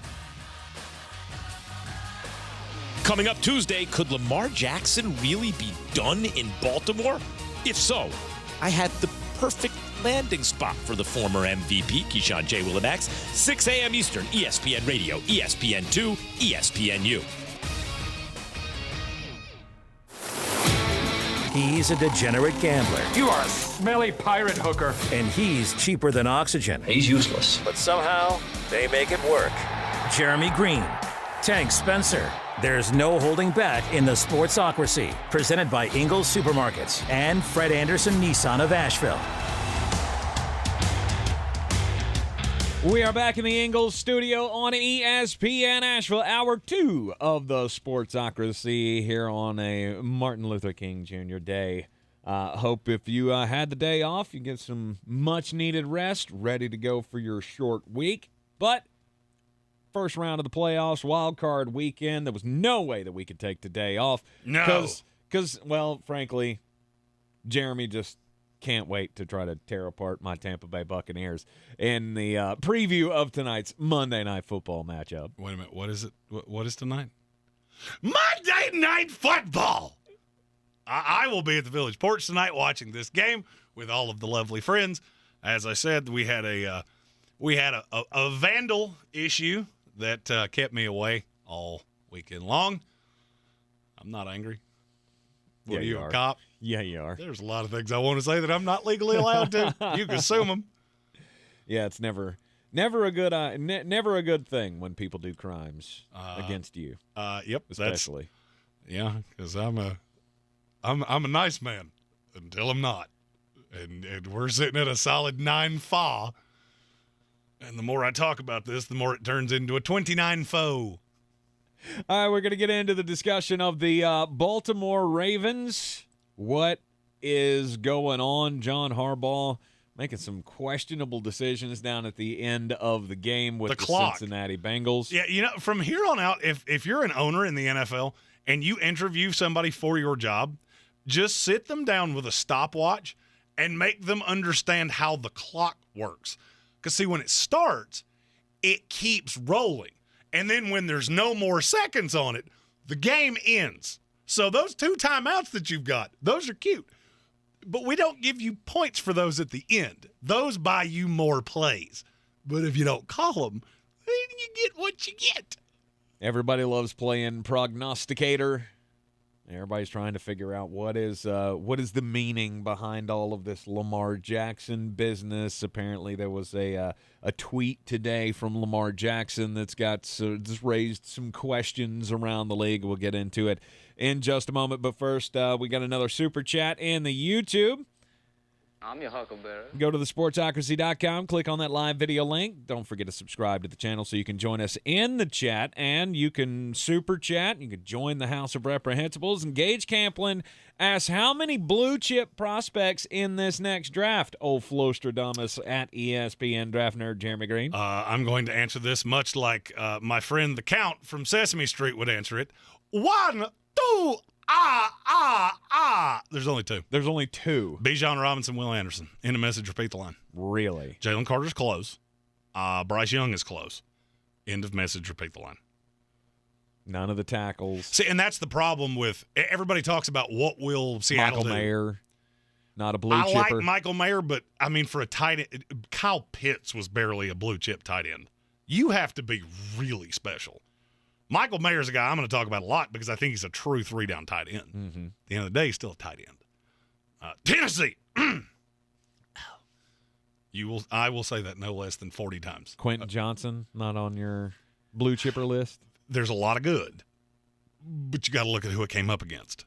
And then he plays one legitimate team, and he disappeared. Yeah. Now, he should have had an 80-yard touchdown. Max Dugan airmailed it. That's not his fault. I'm well aware of that. Mm-hmm. I've called him Julio Jones light because that's what I think he is. Mm-hmm. I think he can be that good. He can also be Kevin White if he's put in the wrong position because they kind of remind me of each other too. Yeah, he's real fast. He's real long. He's had some real problems with drops. Not so much this year. And that gets hard for me with a top 10 pick. Interesting. All right, Gage. Depending on who the quarterback is, I like Quentin Johnston more or less. All right, Gage, there you go. 2. That's how many blue chippers Flostradamus has in this upcoming NFL draft. And However, for me, that's a 9 or higher. So the way I grade, and I go all the way to 0. And if you get a 0 and your team picks them, you should just probably not learn a lot about that guy because he's not going to be on your roster for very long. Those are the only 2 9 or higher I have. Whole lot of 8s. Yep. And like my dating history before I met my wife, whole lot of 3s too. The Baltimore Ravens. Well, look, they gave Cincinnati way more than I thought they were going to. I mean, hell, they had a chance to go in for the final score or what could have been the game-winning score. But, man, 3 plays inside the 3-yard line and you don't give the ball to J.K. Dobbins? Yeah, it seems like an error in judgment to me. J.K. Dobbins was livid after the game, and you can't blame him. I mean, he's a guy that, was talking after the game. He said before the game that he wanted to put this team on his back, that he was ready to get the deed done. And they would have. Baltimore would have won that game. I feel confident in saying if they just given the ball to J.K. Dobbins. But for some reason, John Harbaugh on it was 3rd and goal from the 1.5 yard line. From the 1.5 yard line, and he calls a quarterback push. Which, by the way, I absolutely detest that play. I hate it, and I hope they do something to unwind it. But if you're going to do that and you want to do the Tom Brady, Drew Brees thing where I'm going to jump over the line and stick the ball out, there comes a time where you have to go full Ralph Wiggum and go, I'm in danger because there are very large men who are just carrying me around like I'm a teddy bear. Yes. So maybe put the ball away. Maybe just, nope, this one's not going to be here. So let's put that away. But Tyler couldn't do it. And here's the thing. John Harbaugh said after the game, that's a play that you're supposed to go low. And Tyler screwed it up. Tyler tried to go over the top. He tried to reach the ball across the plane. He didn't even get close, and it got knocked out of his hands. It wound up in Sam Hubbard's hands, and Sam Hubbard took it back 98 yards for a touchdown. That was the difference in the ball game. I don't know. I mean, it's been time after time after time. John Harbaugh gets ripped apart for late game decisions, and I've been on his side most of the time. I'm thinking of at least 3 scenarios in the last 2 seasons that he's gone for 2 at the end of games and didn't get it. But that was the right call, in my opinion. You go for the win. He's a great coach. And I have people that know exponentially more about individuals in this league than I do that are telling me John Harbaugh has coached his last game for the Baltimore Ravens. Really? And it will be at his own behest. He'll just leave. He'll just pack it in and say, I'm done. When we talked on Friday, I said that line from John Harbaugh, and you poo-pooed it for an entire segment. Do you understand now what I was trying to say? No. So the interview last night after the first quarter, you don't realize that what he said is what led to Melissa Stark asking that. She's a pro that's been doing this for 30 years. Mm-hmm. What else was she going to ask you? That annoyed – you're on national television. Oh, she was asking him about Anthony Brown, when Anthony Brown was going to come into the game. Exactly, because he put that out there. Mm-hmm. And I'm not saying he went out and said it in a press conference. It came out of that building from somewhere. So that's coming from somebody. We didn't just make it up. You did that to you. You could have shut all of these things up, but you didn't do it. Then you act annoyed on national television when the best in the business asks you a question that you led yourself to. So now you look like a jerk. Then you have the J.K. Dobbins thing. Then you have Lamar Jackson posting on his Instagram today. It's not the one thing that he said. It's what you knew was coming on top of that. And now it's just this big pie of nonsensical nonsense that makes it look like Baltimore's come completely off the rails. Mm-hmm. You got a running back calling out the coach. You got a quarterback that's basically calling out the entire organization. Meanwhile, you're trying to use any form of leverage against this quarterback to not have to pay him $250 million guaranteed. It's like a shepherd's pie. You've added all of the elements to it, but you didn't put any yeast in it. And so now it's just a big blob of blah. And that's where Baltimore's at. And you did this to yourself. You could have squashed this thing with Lamar 8 weeks ago. You didn't. Now the question is, why did you not do it? I think you saw last night how Baltimore wins games. Mm-hmm. That defense is terrifyingly talented. Now, I would argue there are times that they are not put in a position to succeed. Playing 15 yards off Jamar Chase is stupid because Joe Burrow is going to see that every single time and go, you can't get here that quick. Now you're one-on-one with Jamar Chase. Advantage me every time. Yep. But I could get beat over the top. Okay, that's why you signed Marcus Williams. It's 4 situations just like this, so you're calling the defense poorly. Mm-hmm. And it's a lot of that with Baltimore. But the way that this team wins long-term is by playing really good defense, running the ball, and not turning it over. Mm-hmm. Do you know how many combined fumbles and interceptions Lamar Jackson has in 70 career games? No. Take a stab at it. 30. 80. He has 42 fumbles and 38 interceptions in 70 games. Hot. That's not how John Harbaugh wants to win. And I think last night he saw with Snoop Huntley, when he's right, this looks a lot like Lamar. Snoop? That's his nickname. Really? I didn't give him the nickname. Okay. I'd not heard him called that. Okay. You must have had your television turned down because they called him that about 57 times last night. I had never heard it either. Usually that means a guy has told the media in the local market, that's what I want to be called, so right. I'll call you what you want to be called. Right. I think John Harbaugh, if he's around, looked at that and went, that's a much cheaper version of doing the exact same thing. Now, does he need to be seasoned? Does he need time? Absolutely. But I'm not so sure that this thing with Baltimore is salvageable. I mean, when you got Lamar out there, you know what you're doing. Lamar Jackson posts, and I don't have the exact quote pulled up there, but he posts out on Instagram the day after he's not on the sideline for his team's playoff game.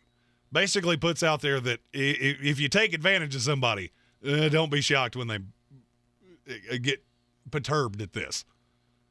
Why would you do that? Well, it was about when you have a good thing, you need to invest in the good thing. Correct. And I can't blame him for that.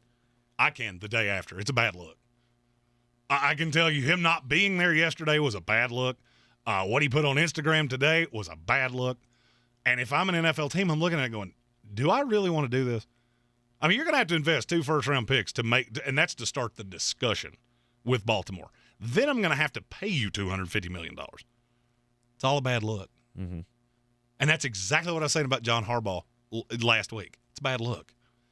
Sometimes you have to play the game, and you have to answer the questions, and you have to deal with the media. Is it pleasant? No. But when you don't, it starts to roll downhill. And that's where you're at now. That's where Baltimore's at now. You have let these things go for so long that now the public narrative is becoming the truth. Mm-hmm. Because everything you do, it could be myopic as all get out. It could have nothing to do with what we're trying to say it is. But it's all in our heads.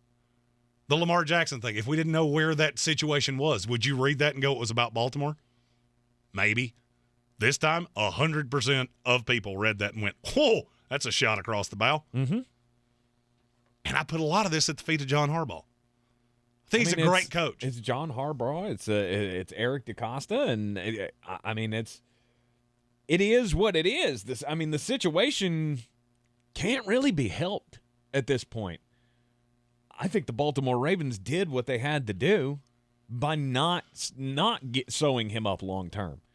I'm not saying they did the wrong thing. No, they didn't do the wrong thing. They absolutely did the right thing because it kind of bared itself out this year. Yet again, you got Lamar Jackson getting hurt. I'm not going to invest long-term money into that. He missed 5 games last year. He missed 6 games this year. Mm-hmm. And then he doesn't travel with the team for the playoff game, which tells me everything I need to know. And the problem with that is if you're Baltimore, there are only 2 paths that they can possibly go. There's only 2 ways this can end. After the break, we'll talk about what that is and why Lamar may have actually played himself by taking care of himself. You're in the Sportsocracy on ESPN Asheville. Did you know Ingles only sells USDA Choice and Prime cuts of meat? Maybe it's time to reward yourself. Our butchers cut all our meat fresh in the store every day.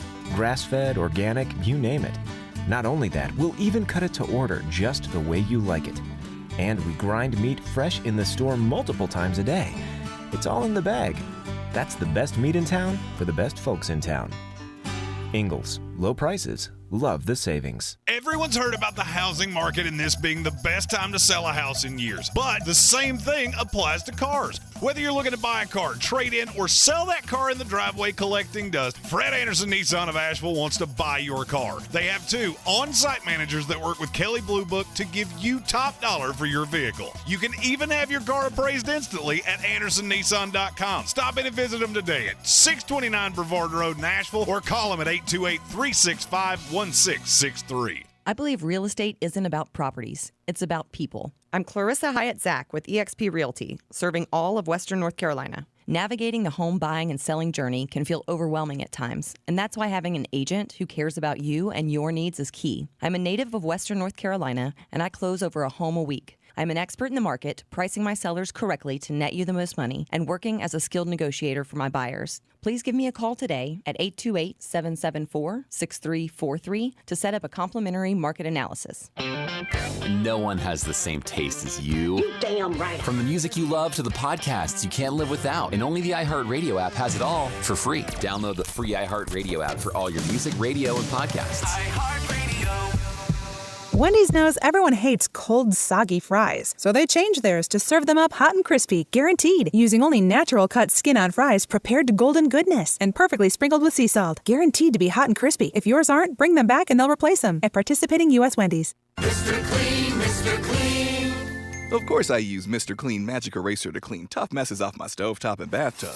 But then I discovered I can also use it to easily clean my patio furniture and even my shoes. I'm hooked. And when wipes won't cut it, I use Magic Eraser Sheets. They're thin and flexible erasers, perfect for everyday messes, like gunk on my counters and sinks. They really are magical. The reviews are in. Mr. Clean Magic Eraser and Sheets make cleaning look easy.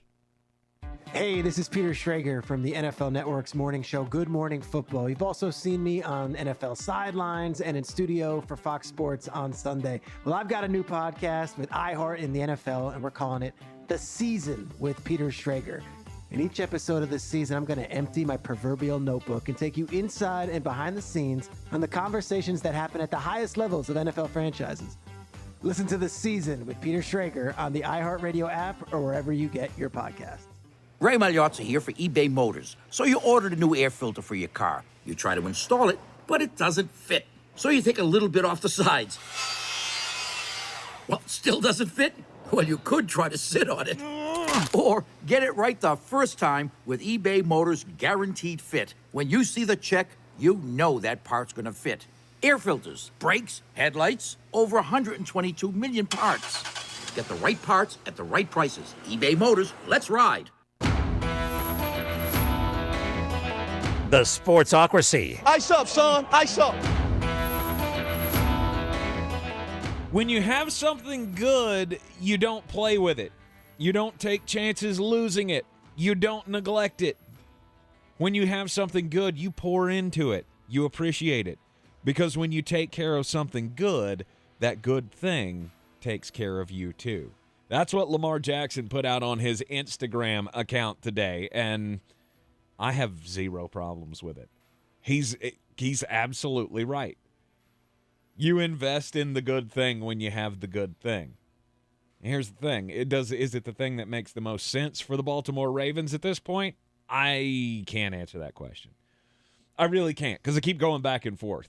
I don't think your best opportunity or your best chance to keep winning is to go out there with Tyler Huntley. All right, so ask yourself this question.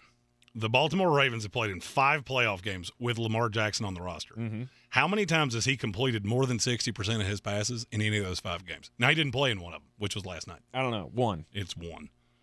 It's 1. And that's the only one they've ever won with him. It was against Tennessee. Mm-hmm. So this is one of those times, and Lamar's tried to do this without an agent, and sometimes that works. Roquan Smith just did it. Yep. This is one of those times that I feel like not having an agent is not doing him any favors. Because what Lamar doesn't seem to understand is there are a lot of people around the league that have injury issue problems with him. Missed 5 games last year. Missed 6 games this year. Mm-hmm. There's a difference between because he's comparing himself to Deshaun Watson. I get it. I 100% get why you're doing that. You think the market has been set. It hasn't. There's a reason, and Russell Wilson is doing you no favors. Because you look at the deal he got and go, okay, that franchise is absolutely crippled for 5 years. Yes. And that's what teams are afraid of, is we're going to have to completely overhaul our offense to cater to Lamar. That's a 2-year process. So you're talking about $100 million we're going to pay. That could we make the playoffs? Sure. Are we going to be in any better shape than the Baltimore Ravens are in? Probably not.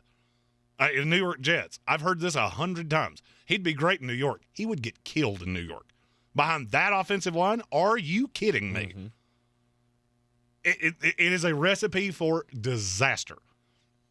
Not because he's not a good player. He's a fantastic player. You have to build the offense around him, and you have to protect him. And I feel like where he's getting bad advice is that last night was a bad look. To not be there is a bad look. I'll agree. And it was talked about a lot. It was talked about a lot in the postgame. Mm-hmm. I was shocked when they said he didn't make the trip. And so if you're an owner of a team and you're looking around going, I'm going to invest $250 million in a quarterback, it's not about the talent. Every quarterback that winds up in the NFL is talented. Mm-hmm. Nobody's ever disputed the talent. One of your greatest abilities is your availability. And that's a huge knock on Lamar Jackson. And at the end of the day, who's the best run franchise in the NFL? Baltimore Ravens. It's the Baltimore Ravens. And that team has gone 1-4 in the playoffs with him as their quarterback. And I can tell you, I've already been told this by somebody that works with a team that, well, let's say they're not as well run as the Baltimore Ravens. That said, if Baltimore can't get the most out of him and win playoff games, how in the world do we think we're going to do it? Mm-hmm. And that's probably the most damning thing I could say about you. Yeah, there's no denying. I mean, he's going to get paid by somebody. Somebody's going to give him that money. And the question has always been, for the Baltimore Ravens, is it going to be us? Should we do it? Or should we let somebody else step on that grenade? Well, and now I feel like that question's been answered for you, because before the break I said there's only 2 ways you can do this. Because you can't guarantee him the money right now. It's just, you can't do it. Mm-hmm. And Steve Bisciotti won't do it. So you're either going to tag him and play him, or you're going to tag him and trade him. If you tag him and play him, you're seeing exactly, out of his demeanor and his attitude, you're seeing exactly what next year's going to look like. Are you signing up for that? We just went into a playoff game where there are rumblings that he could have played. I can't verify that. I can't tell you that's not somebody's opinion.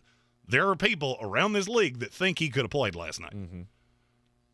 And then you don't show up, and then you post the thing on Insecure Graham today. You see how this is mounting evidence against, okay, yeah, I'm good. I'm good. Gage Camplin with a super chat in our YouTube comments. Said, who would you prefer leading your team, Jalen Hurts or Lamar? For him, it's an easy answer. It's Hurts. Lamar's clearly more talented, but I'll take Hurts' intangibles and 85% of Lamar's talent. That's not an uncommon belief around the league either. That's not an uncommon belief of, okay, ask yourself this question. Who has Lamar made better? Hollywood Brown take a huge step back with Kyler Murray? No. Would Mark Andrews take a huge step back with Tyler Huntley? No. Had one of his biggest games of the year last night. And that is kind of problematic. Nobody doubts your talent. Mm-hmm. Nobody doubts it. But every passing day, it seems like you're adding baggage and you're wanting more and more and more with the more baggage you add. Eventually, you just get to a point where you go, I'm out. I'm good. I'm not going to do it. And that's where I fall in with the trade. So where's the market? Look through the 31 other teams in the NFL. You tell me who's jumping up and down to do this. Well, let's just go to, since Jeremy is the betting guy, let's just go to the Vegas odds on this thing. It's the best play. It's the best truth serum in the world. Bet Online has odds out for where Lamar Jackson will end up next year. I have not looked at this. You have not. Baltimore's the favorite, I'm assuming. They're not even on the list. Okay, so then they took Baltimore out. They took Baltimore out of it. This is, if he goes to another team, who's he going to end up with? Atlanta Falcons. They are third at plus 550. And to me, that's probably the best bet on the board. Because you have a system in place that could work with Lamar. Because you can run the ball. The line Play action. The line was way better this year than people think. And you've got two really big targets. And he's been good with big targets over the course of time. I feel like this is not so much this is where they think it will go as it's pandering to stupid money. Are the New York Jets number one? They are number two. They are plus 450. See, I think that's pandering to stupid money. Because Jet fans will see that and jump up and down and take what Woody said, and they'll just cash checks. One higher than that. Mm-hmm. It's not Indianapolis. Nope. I can genuinely say I don't know. The New England Patriots, plus 400. They are the odds-on favorite to get Lamar Jackson should he switch teams this offseason, according to Bet Online. Patriots at plus 400, Jets at plus 450, Falcons at plus 550. The next two are the Raiders at plus 650 and the 49ers at plus 700. So, I mean, that's just the window into what Vegas is putting out there. Atlanta is the one that makes sense to me. Because Atlanta has a pick this year that would make sense to Baltimore. Mm-hmm. They would go in with Tyler Huntley next year. It would not be hey, let's go get a quarterback to – if they're going to do this, it's because they think they have a guy on the roster, not let's go see what we can find. That's just how Baltimore works. Atlanta's the one I keep coming back to. If he were to not be a Baltimore Raven, which I think right now is 50-50, I would say the safest money is Atlanta. Because that's the one that I at least understand how it could happen. Mm-hmm. You're in the Sportsocracy here on ESPN Asheville. It's time to get weird. On the weird scale, there's Vegas, there's Florida, and there's Asheville. Let's get weird, Asheville.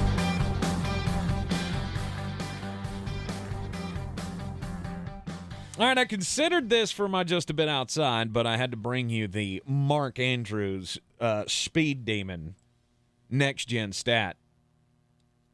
We know sports are dangerous. I mean, over the last few weeks, we've seen that like none other. Freak things can happen when you're on the playing surface of any kind.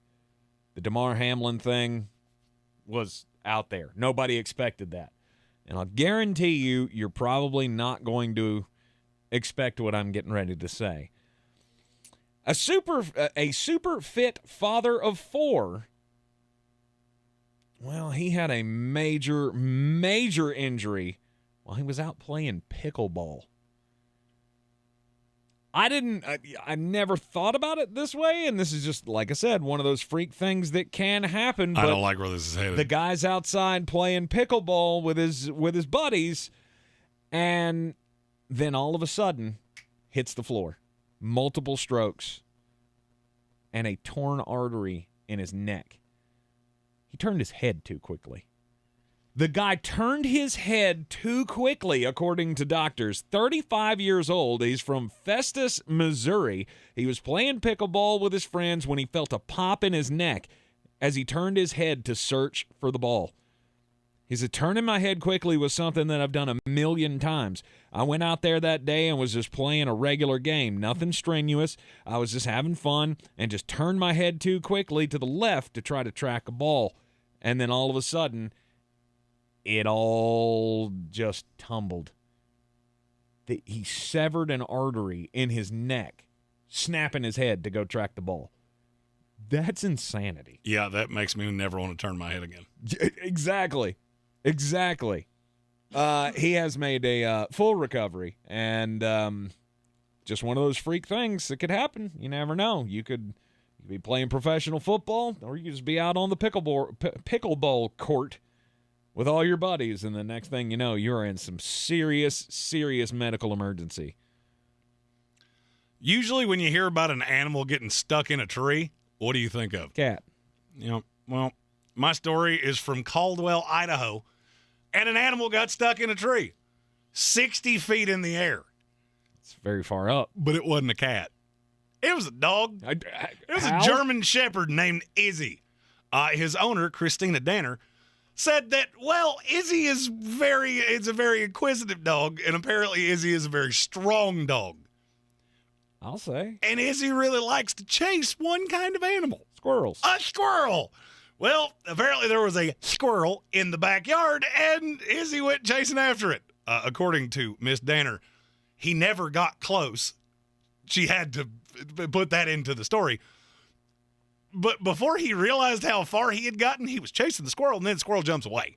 So the squirrel jumps from one tree to another. Mm-hmm. And it's at this point that Izzy looks around and goes, uh-oh. Uh-oh. Apparently she watched him do this and went, I got nothing for you, buddy. Let's not look. There's not a 20-foot ladder in the old garage.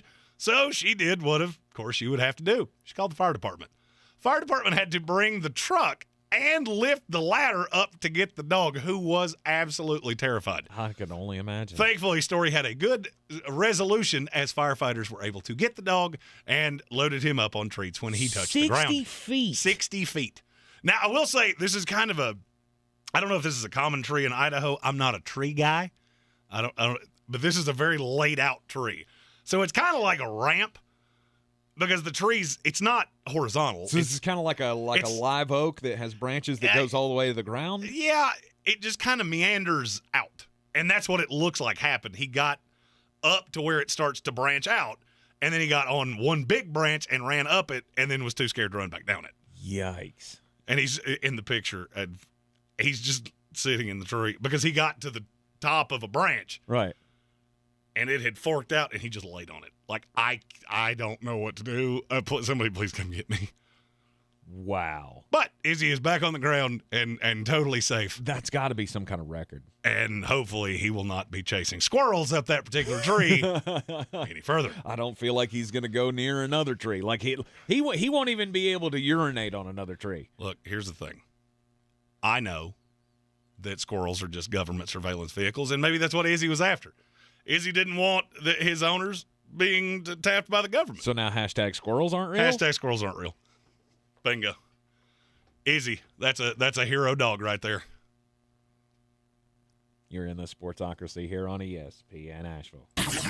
This is your Exergen Temporal Scanner weather forecast on ESPN Asheville. Cold front coming in tomorrow with some light rains into the Asheville forecast. Our numbers warm enough tonight so that it is mostly rain here in the valley, and even with elevations, our temps above freezing tonight. We're at 40 degrees. Light rain Tuesday morning and then cloudy, high 60 degrees. Low 40s for tomorrow night and mid-60s Wednesday and Thursday. Another front comes in with light rains in the Thursday forecast, and that one does have some colder air behind it for the weekend ahead. I'm meteorologist Scott Larimore. That's the latest Weather Channel forecast. This report is sponsored by Discover. We could talk about how complicated other banks make it to redeem credit card rewards. Or we could talk about how with Discover, you can redeem your rewards for cash in any amount at any time. Talk about amazing. Learn more at discover.com/redeem rewards. Terms apply. Is it getting harder to find new customers? After all, it's one thing to run a business and another to grow it. But what if you had access to everyone listening to me right now? access to all the customers in your area. As the #1 audio company in America, iHeartMedia gives you access to all the customers you need to grow at a fraction of the cost of digital, video, and social advertising. Get started today. From your cell, dial pound 250 and say keyword great results. That's pound 250 and say great results. Save now on appliances and more at the Truckload event at Lowe's. Get deals on select major appliances and take home what you buy same day. And save an additional 10% on all in-store clearance appliances. Plus, get store-wide savings on even more items. Stock up on GE Sync Reveal 60-watt dimmable smart LED light bulbs for just $9.98 each. Head to your local Lowe's store or visit Lowes.com to shop the Truckload event today. Exclusions apply while supplies last. Selection varies by location. See Lowes.com for details. Valid 1/12 to 1/18. We could talk about how complicated other banks make it to redeem credit card rewards. Or we could talk about how with Discover, you can redeem your rewards for cash in any amount at any time. Talk about amazing. Learn more at discover.com/redeem rewards. Terms apply. Since man created roads, they've been looking for ways to get off-road and vehicles to take them there. That's where Outlaw Off-Road comes in. A premier off-road center for Jeeps, trucks, and SUVs with a complete lineup of off-road and overland services, including maintenance and repair to make your vehicle all that it can be. Check out their location right here in Western North Carolina at 85 Avery Creek Road. Call them today at 828-974-8480 or visit them on the web at theoutlawoffroad.com. When I finally drove the old car into the grave, I knew there was only one place I was going to go. Fred Anderson Nissan of Asheville, home of the family plan. And yes, they treat you like family. I went in, told them what I was looking for, told them my budget, and in no time, I was signing the paperwork on my certified pre-owned vehicle. They have the area's largest selection on quality pre-owned vehicles and certified Nissans. They go through a 167-point inspection, so you know it's not going to let you down. They gave me the Carfax report, so I know the history of my vehicle. And the Fred Anderson family plan gives me things like oil changes and car washes and loaner cars if I have to have major work done on the car in the future. For me, buying a car has always been an intimidating thought. But the folks at Fred Anderson Nissan of Asheville made it super easy. Don't be like me. Don't wait till the last minute to get a deal done. Go to AndersonNissan.com or stop by the showroom at 629 Brevard Road. And don't forget to mention we sent you from the Sportsocracy and get a $250 bonus on your trade-in at Fred Anderson Nissan of Asheville. Who's gonna break the news? Who's gonna break the news? Who's gonna break the news? Who's gonna break the news? Welcome back into the Sportsocracy. Breaking news, Jeremy. The Arizona Cardinals have a GM, and his name is not Adrian Wilson. Oh. Okay, like the right call was in your building, and you can't even get this right. Monty Osenfort, who was the director of player personnel for the Tennessee Titans. Mm-hmm. And for the 20 years directly preceding to that, worked for the New England Patriots. Why? Because we apparently do not learn our lesson with these hires, and we do it over and over and over and over. I mean, let's just turn the reins over to another Patriot guy. And frankly, I don't know this guy at all. I mean, I know the name. I don't know him personally. I've heard he's a nice enough guy. I just do not understand how you don't hire Adrian Wilson out of your own building. Yeah, no offense to Bob Odenkirk, but I don't think Monty Osenfort. Oh, excuse me, Monty Osenfort. Osenfort. Sure, he's a wonderful guy. Oh, tell me you're a dumpster fire without telling me you're a dumpster fire. I will say, what do GMs with coaching openings tend to want? Guys that they are familiar with. Fat Patricia. Let's go. No, that's not the one I was thinking of. Which one are you Gerard thinking Mayo is the one I was thinking of. Yeah. I mean, the guy's going to because the deal with New England to make him the coordinator, that's not done yet. He turned down the Panthers because they wanted to interview him, and he said no. Mm-hmm. I won't be shocked if you see an interview here. I'm not telling you who's going to get the job. I'm reading tea leaves. This broke 3 minutes ago. Right. And that's the only former Patriot that I can possibly see anybody. Well, there you go. You have the breaking news of the day. Better Call Saul is going to be going back to the desert. It's Bob Odenkirk. Somebody hire Adrian Wilson. He deserves a GM job. Hey, maybe he can go to Tennessee. We'll just trade. Yeah. We'll just make a trade. Yeah. We can take Monty Osenfort, and you can have Adrian Wilson. And that is proof positive why one of these teams is historically really good and one of these teams is historically very bad. The New York Giants came up with the win of the weekend and the upset of the weekend in the wild card playoffs, 31-24 over the Minnesota Vikings. And, as much smack as I've talked about Daniel Jones over the years, he was so good. I mean, he was good. He was really good. So good. I'm so glad I played him in DraftKings. Not that it really mattered, but because I don't really think I got a shot to win the What are we calling this anything? The playoff push DFS contest that we've been doing? We'll come up with a name for it. We'll come up with something for it. But anyway, I don't think I have a shot at winning this thing tonight. I think I only have Mike Evans left. But still, Daniel Jones. I have a couple pieces tonight. I felt like that was a pretty good. Not nary one of them play for your. Actually, one of them does play for your team. Now that I think about it. 301 yards. 2 touchdowns for Daniel Jones. He also ran for 78 yards. Was the leading rusher. Do you remember? remember? Like is a mistake. Do you remember what I said when we previewed this game on Friday?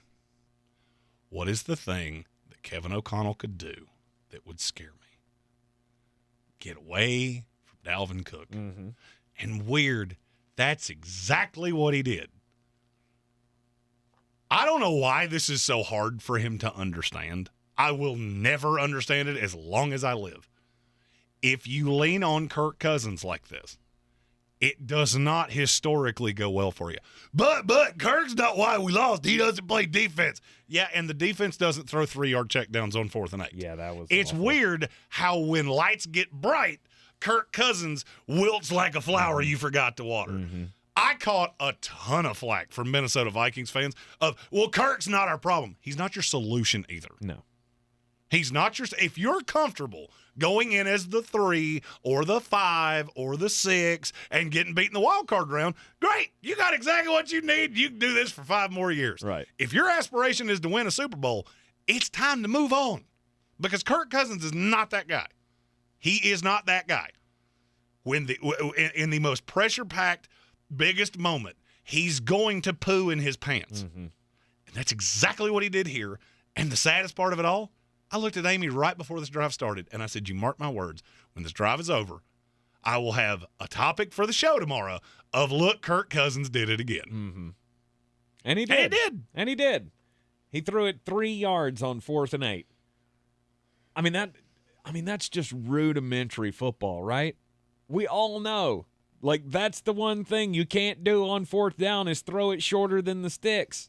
I mean, unless you've got a guy in the flat with nobody within 20 yards of him, then okay. And the only thing I could possibly think is, I don't remember who the corner was, but maybe Kirk thought, hey, that's DJ Hawkinson. He's a gigantic human, and that's a corner.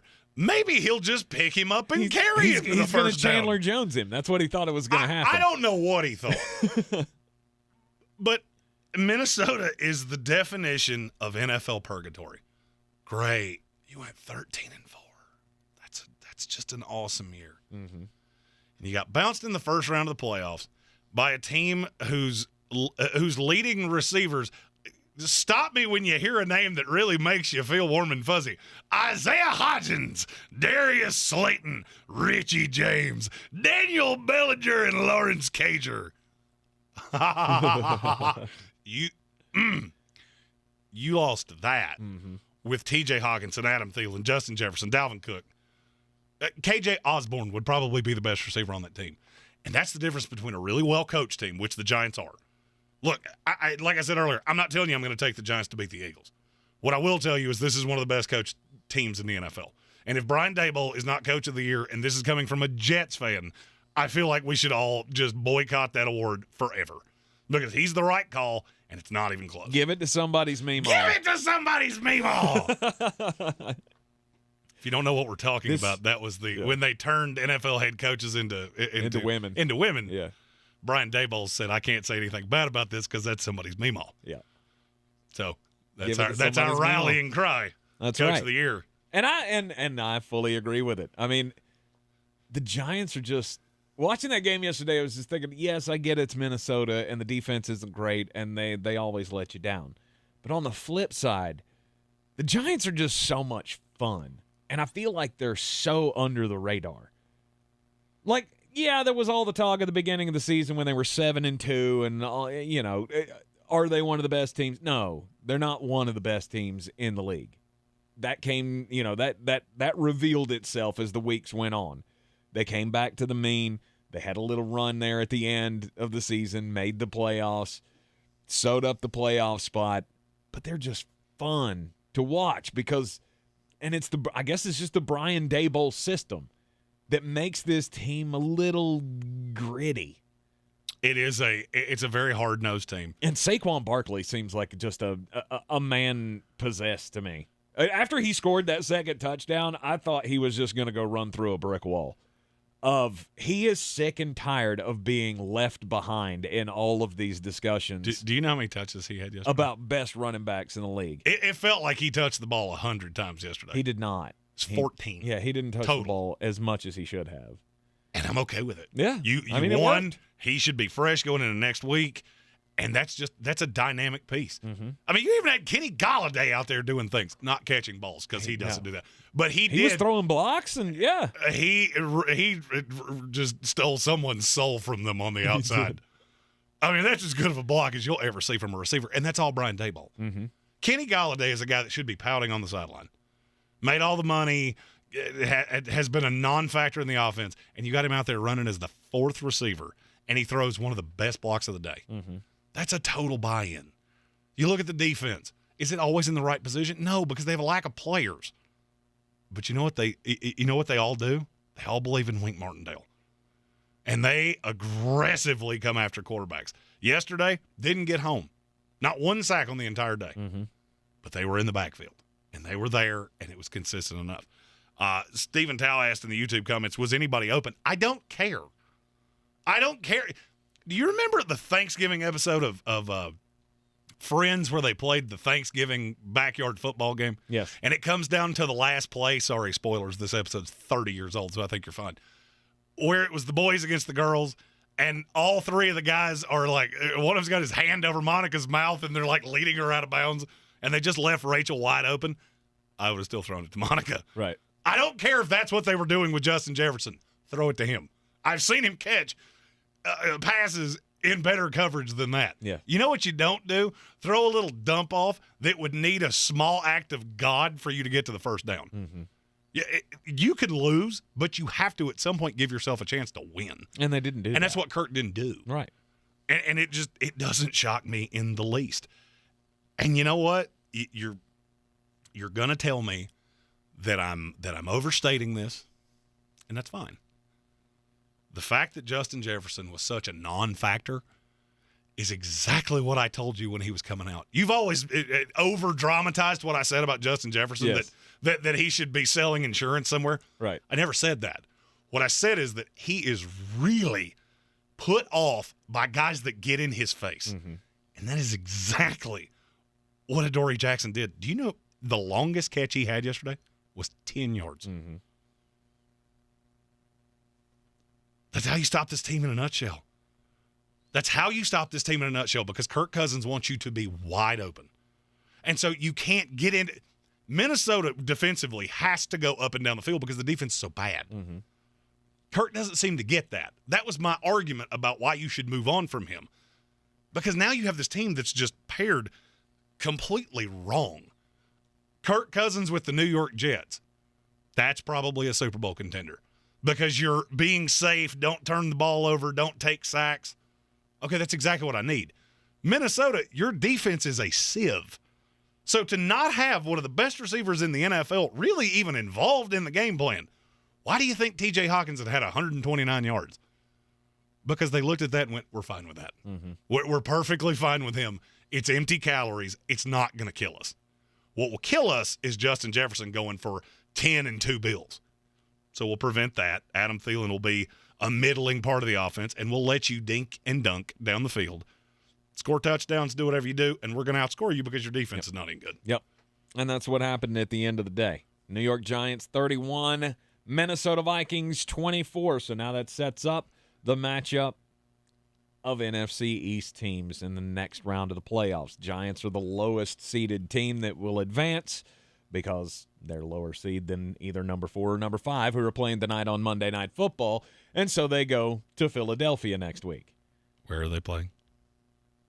In Monday Philadelphia. Night Football. Yeah.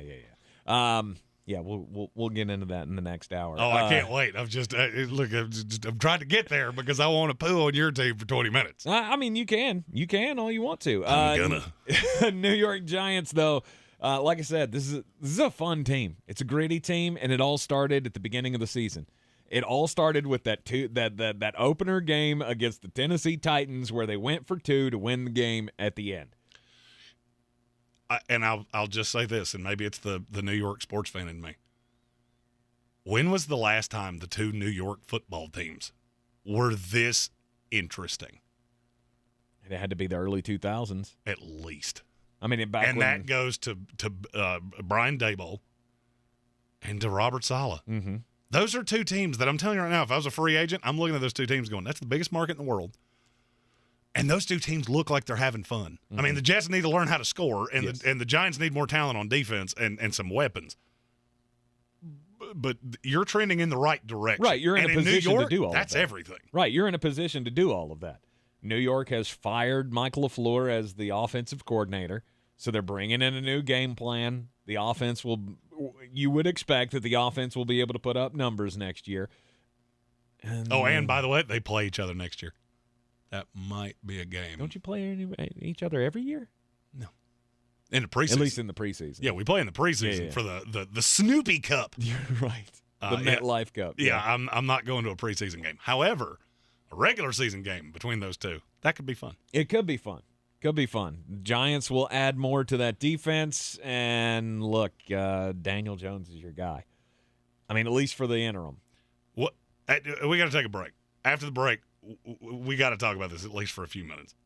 What in the world do you do with Daniel Jones now? You're in the Sportsocracy here on ESPN Asheville. Sports leagues are chock full of winners and losers. Correct. And I'm happy to call myself a loser because in a year, I've lost more than 90 pounds with the PhD weight loss program. It was last Thanksgiving week that met with Dr. Ashley Lucas. She told us this is the program to see great results. And she was not lying. More than 90 pounds down, I feel like a brand new Tank Spencer. I did not have 90 pounds to lose, but I had gotten a little chunky. My food decisions had become very lazy, and I was causing some problems. I wasn't sleeping well. My knees hurt. Just over a year on this program, I'm back to my high school weight, sleeping like a baby, and everything's back to hunky-dunky, and it's all thanks to the planning program of PhD Weight Loss. It's the easiest program I've ever been on. They give you 80% of the food you need to have success, and you will just be amazed. I am proof positive that it can change your life and help you win that battle with your weight once and for all. Go to myphdweightloss.com. It's myphdweightloss.com. Real estate isn't about properties, it's about people. I'm Clarissa Hyatt Zach with eXp Realty, your native realtor serving all of Western North Carolina. I will work hard for you, and I believe in doing the right thing every time. I market each of my listings to reach out-of-town buyers. I use a professional photographer and drone video on every single listing, as well as collaborate with agents across the country to find your buyer. Check me out online at clarissasellswnc.com or give me a call at 828-774-6343. It would be my pleasure to assist you through the real estate process. If cleanliness is next to godliness, look around the car right now. Is that very godly? Look, life comes at you fast, but so does WBNC Auto Detailing. They have the tools to make your interior look like it's coming off the showroom floor. You don't believe me? Check them out on Instagram. All that filth and years of stains disappear. WBNC Auto Detailing does full interior and exterior details with paint correction, and they do wax and ceramic coatings. Call WBNC Auto Detailing at 455-3700. Premium care with a Southern hospitality touch. For decades, the words of Dr. Martin Luther King Jr. have helped to inspire a nation. When we need to be uplifted, we remember his timeless messages of equality, justice, and understanding. And today, his legacy lives on. iHeartRadio invites you to join us in celebrating MLK Day as a national day of service. And throughout this year, continue to celebrate and honor all of the things that bring us together. Keep listening to this iHeart radio station as we celebrate the 50th anniversary of hip-hop throughout 2023. dancing crew. Trip for two. Nail the final interview. Game with Doug. Brand new mug. Come here, kid. Give me a hug. The more you want to do, the more we want to do. New COVID-19 boosters designed for recent Omicron variants are now available. Learn about eligibility and schedule a free, updated booster today at vaccines.gov. Sponsored by Pfizer and BioNTech. Mr. Clean, Mr. Clean. Of course I use Mr. Clean Magic Eraser to clean tough messes off my stovetop and bathtub.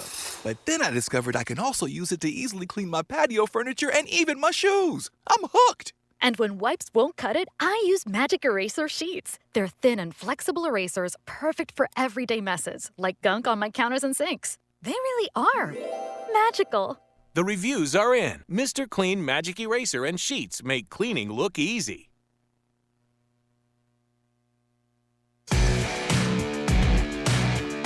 It is the Sportsocracy here on ESPN Asheville. Daniel Jones has a career year. The G-men go to the playoffs. They get a playoff win. And now what do? They denied the fifth-year option. Which they should have. Absolutely. There's no way you could have committed to Daniel Jones on what you had seen from him previous to this. But now... Now I feel like you have to. But this what does kid's that look earned like? it. 4 years, $100 million. That's where I'm at. Is that enough? This goes back to the Geno Smith question. All right, so where's your market at? I'll go ahead and tell you. If by some stretch of luck, Steve Wilkes gets the Carolina Panthers job, and you bring back his name went right out of my head. Ben McAdoo. I'll bet you that call's not coming. Right. So there's only so many quarterback jobs in this league. That's where I think it falls in. Mm-hmm.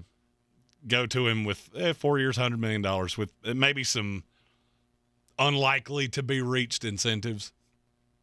I can't go higher than that. I would say a shorter-term deal. I would say it would be a shorter-term deal. I don't know that he'll take a shorter-term deal. Really? I don't. I would. If I was him, I would.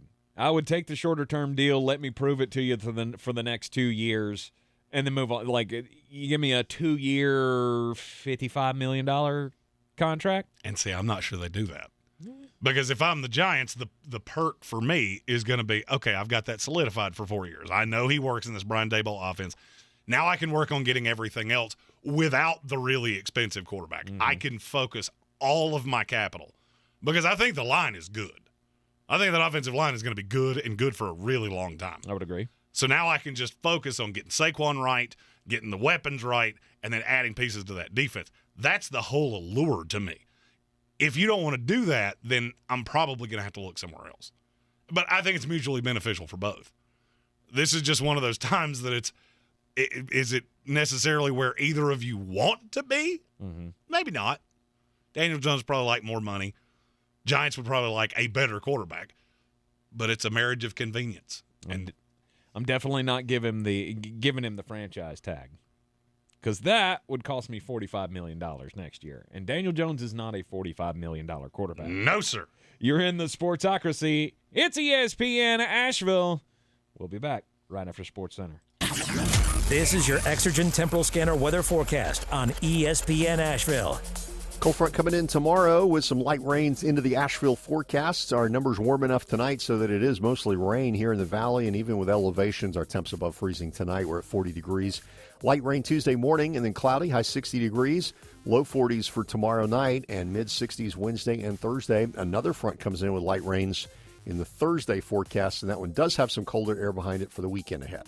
I'm meteorologist Scott Larimore. That's the latest Weather Channel forecast. This report is sponsored by First Restoration Services of Asheville. First Restoration Services has been responding 24/7 to property damage from water, fire, and storm damage since 1987. If you have a disaster on your property, there's only one company to call first. First Restoration Services of Asheville, FRS247.com. You might not have the biggest garage on the block, but with eBay Motors, there's 122 million parts right at your fingertips, whatever you need. There's something that fits your vehicle. Air filters, tires, seat covers, and more. Get the right parts at the right prices. ebaymotors.com. Let's ride. Rachel Bonetta here, host of the Benched with Bonetta podcast, and now the NFL Game Day View podcast. Join me, Cynthia Freeland, Greg Rosenthal, and Patrick Claybon as we break down the week of games. We're going to give you our predictions on things such as how many points will be scored in each game, who is going to win, and how they will do it. Listen to new episodes of the NFL Game Day View podcast every Friday on the iHeartRadio app or wherever you get your podcasts. To some, a baby's babbling doesn't mean much, but it does. Especially if there's no babbling at all. Little to no babbling by 12 months or later is just one of the possible signs of autism in children. Learn more at autismspeaks.org. Brought to you by Autism Speaks and the Ad Council. The Sportsocracy. We treat star athletes better because they're better people. That's not fair. Life isn't fair, kiddo. Get used to it. From the Ingles Studios, this is ESPN Asheville, WPEK, W225CJ Fairview, WMXF Waynesville, and iHeart Radio Station. This is SportsCenter. I'm Christine Lisi. Cowboys and Buccaneers cap off Super Wildcard Weekend with their NFC clash on Monday Night Football. Bucs center Ryan Jensen, activated from IR, eligible to return tonight. He's been out all season with a knee injury suffered in training camp. Having Jensen back would be big for Tampa, especially for quarterback Tom Brady, says Pro Football Hall of Fame coach and NBC NFL analyst Tony Dungy. If Ryan is totally healthy and 100%, he will make a big difference. Number one, just with his presence and that big physical body you're talking about. But number two, with the confidence factor for Tom. When I know the middle of the pocket is solid, I don't have to worry about it. I've got the guy I have trust in. When you're relaxed and confident, you're going to play much better as a quarterback. Tony Dungy on Fitz and Harry, Monday Night Football, 8 Eastern ABC, ESPN TV, and ESPN2. Bengals left tackle Jonah Williams has a dislocated kneecap and is week to week. Guard Alex Kappa, who missed last night's AFC wildcard win over Baltimore with a knee injury, also week to week. Cincinnati at Buffalo for Sunday's divisional round game. Ohio State quarterback C.J. Stroud declared for the upcoming NFL Draft. Coming up Tuesday, could Lamar Jackson really be done in Baltimore? If so, I had the perfect landing spot for the former MVP, Keyshawn J. Willimax, 6 a.m. Eastern, ESPN Radio, ESPN2, ESPNU. He's a degenerate gambler. You are a smelly pirate hooker. And he's cheaper than oxygen. He's useless. But somehow, they make it work. Jeremy Greene, Tank Spencer. There's no holding back in the Sportsocracy. Presented by Ingles Supermarkets and Fred Anderson Nissan of Asheville. It is ESPN Asheville, 92.9 FM, 880 AM, and 1400. The Sportsocracy heard everywhere on the iHeartRadio app. We're seen everywhere on YouTube. Go to thesportsocracy.com. Click that live video link. You can see us in the Ingles studio. Subscribe to the channel so you can join us in the chat each and every day. You can also join the House of Reprehensibles. Just a meager $2.99 a month fee just to show a little support for the Sportsocracy here. Get your little beer mug next to your name in the chat. You're part of the family. You're part of the family whether you do or not, but we appreciate it if you do. It's really easy for us to show people, hey, look, there's all these people. Indeed. There's all these people that love us enough to pay $2.99 a month for a beer mug and all the other things. And we appreciate all of the support that we get, not just in the Asheville community, but all around the world. We had a shout out from Hong Kong earlier today in the YouTube chat, and we're sea to shining sea. And in the Asheville community, we found this out last week. You guys showed out, and we appreciate that. Yes, indeed, you did. We can now officially say Beer City's best sports talk. 100%. Yeah. Ever. Ever. I wasn't going to say that, but I'm glad that you did. Just ever. Yeah. Emphatically with the Gronk spike. Yeah. Yes, we appreciate all of the support that we have gotten from you guys, and it's only gonna get better. And that's proof positive for all the single fellers out there. Two fat guys with jokes can do some special things. Stephen Tao says, "Will $2.99 get Tank a new shirt?" I can find a new shirt. I actually think that's what he spent on the shirt he's wearing. Stop that. Boom! Let's go. Stop that. Oh, first one of the night. How about them Cowboys? Tampa Bay Buccaneer. Yeah, I'm wearing my my throwback Tampa Bay Buccaneer shirt that my wife got me for Christmas. It's much more than $2.99, and I could probably find a shirt. I can guaranteed find a shirt that will cost $2.99, and I'll 100% wear it. Yeah, but I will not be actively, trading this one in for anything. You're I actively love doing it right now. What? I thought you didn't like the baseball style shirts. I have like depends 3 on of the those, neck. and you make fun of all 3 of them. It depends on the neck. Like, well, and that does have a full-length sleeve, too. You make fun of my 3/4 sleeves. Yeah, the 3/4 sleeves I'm not a big fan of. Well, and see, most I have of a tattoo on the forearm that I like showing off. So yeah, and that's fine. It's completely fine. Most of the baseball type shirts, they got this really wide neck that I don't really like about them, and this one is just perfect. See, and most shirts or clothing that I can say, hey, it shows off one of my tattoos, and it doesn't look like I got set on fire. Most of them, that's how that would go. Yeah.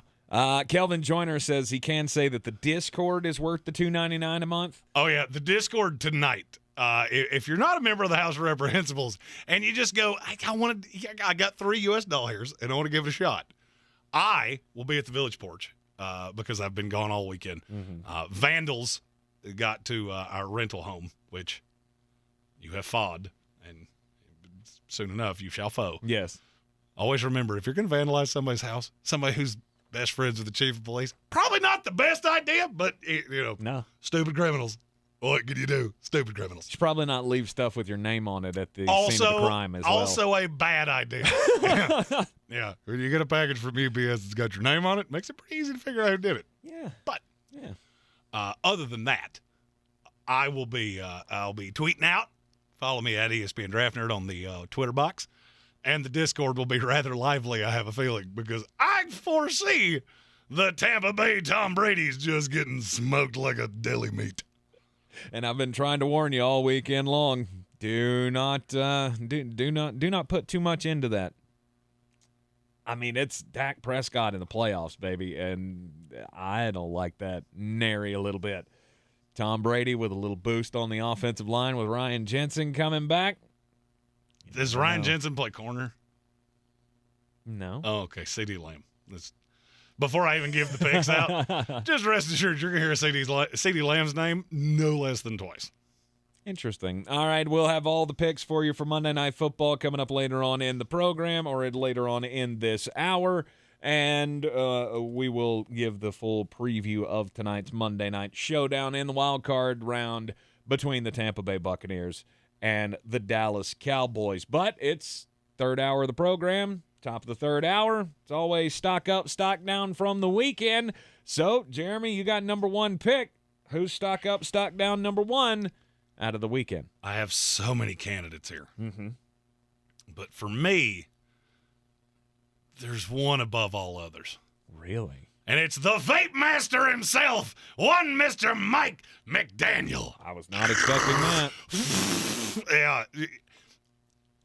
When with 11 seconds on a play clock, on 4th and 1, with a third-string quarterback, who's a rookie, and you go, oh, nope, I don't have any timeouts. Change the personnel. You're going to be the winner 100 times out of 100.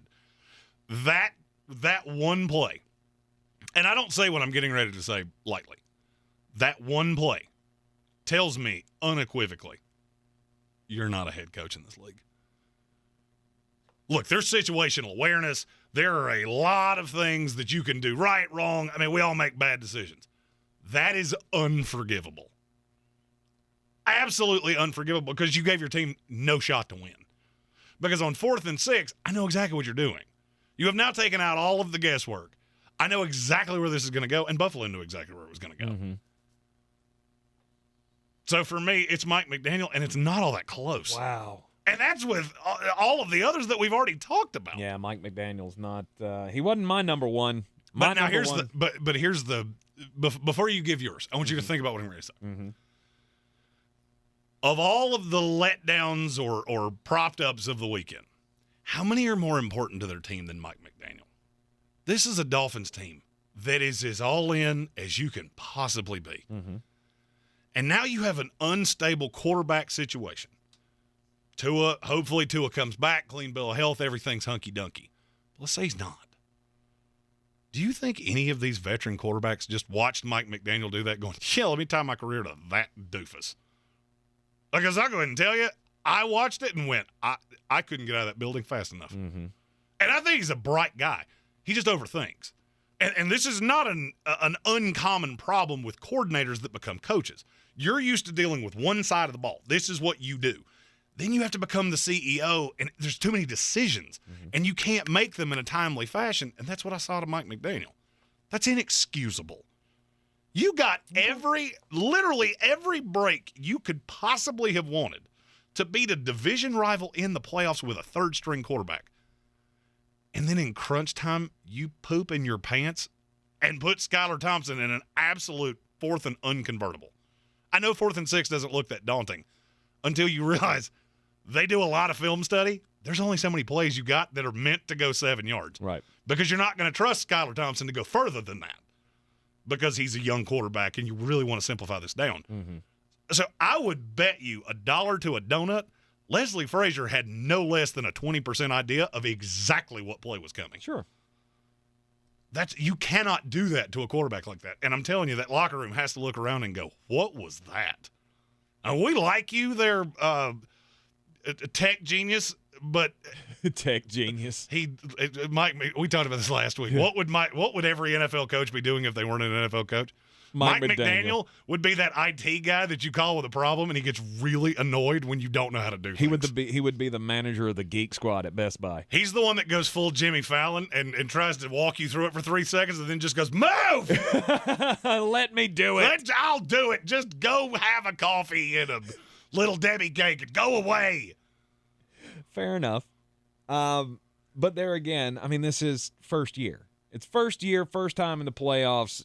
Mistakes are going to happen. You're not going to get it right every time. Now, Mike McDaniel, I get it. Inexcusable, yes. But to me, he was not the loser of the weekend, and it wasn't even close.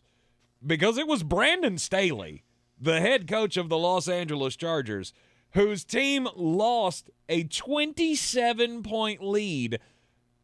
Now, the Jacksonville Jaguars, I do want to give them their flowers for having the second half from hell to come back. I mean, Trevor Lawrence was unbelievable in the second half.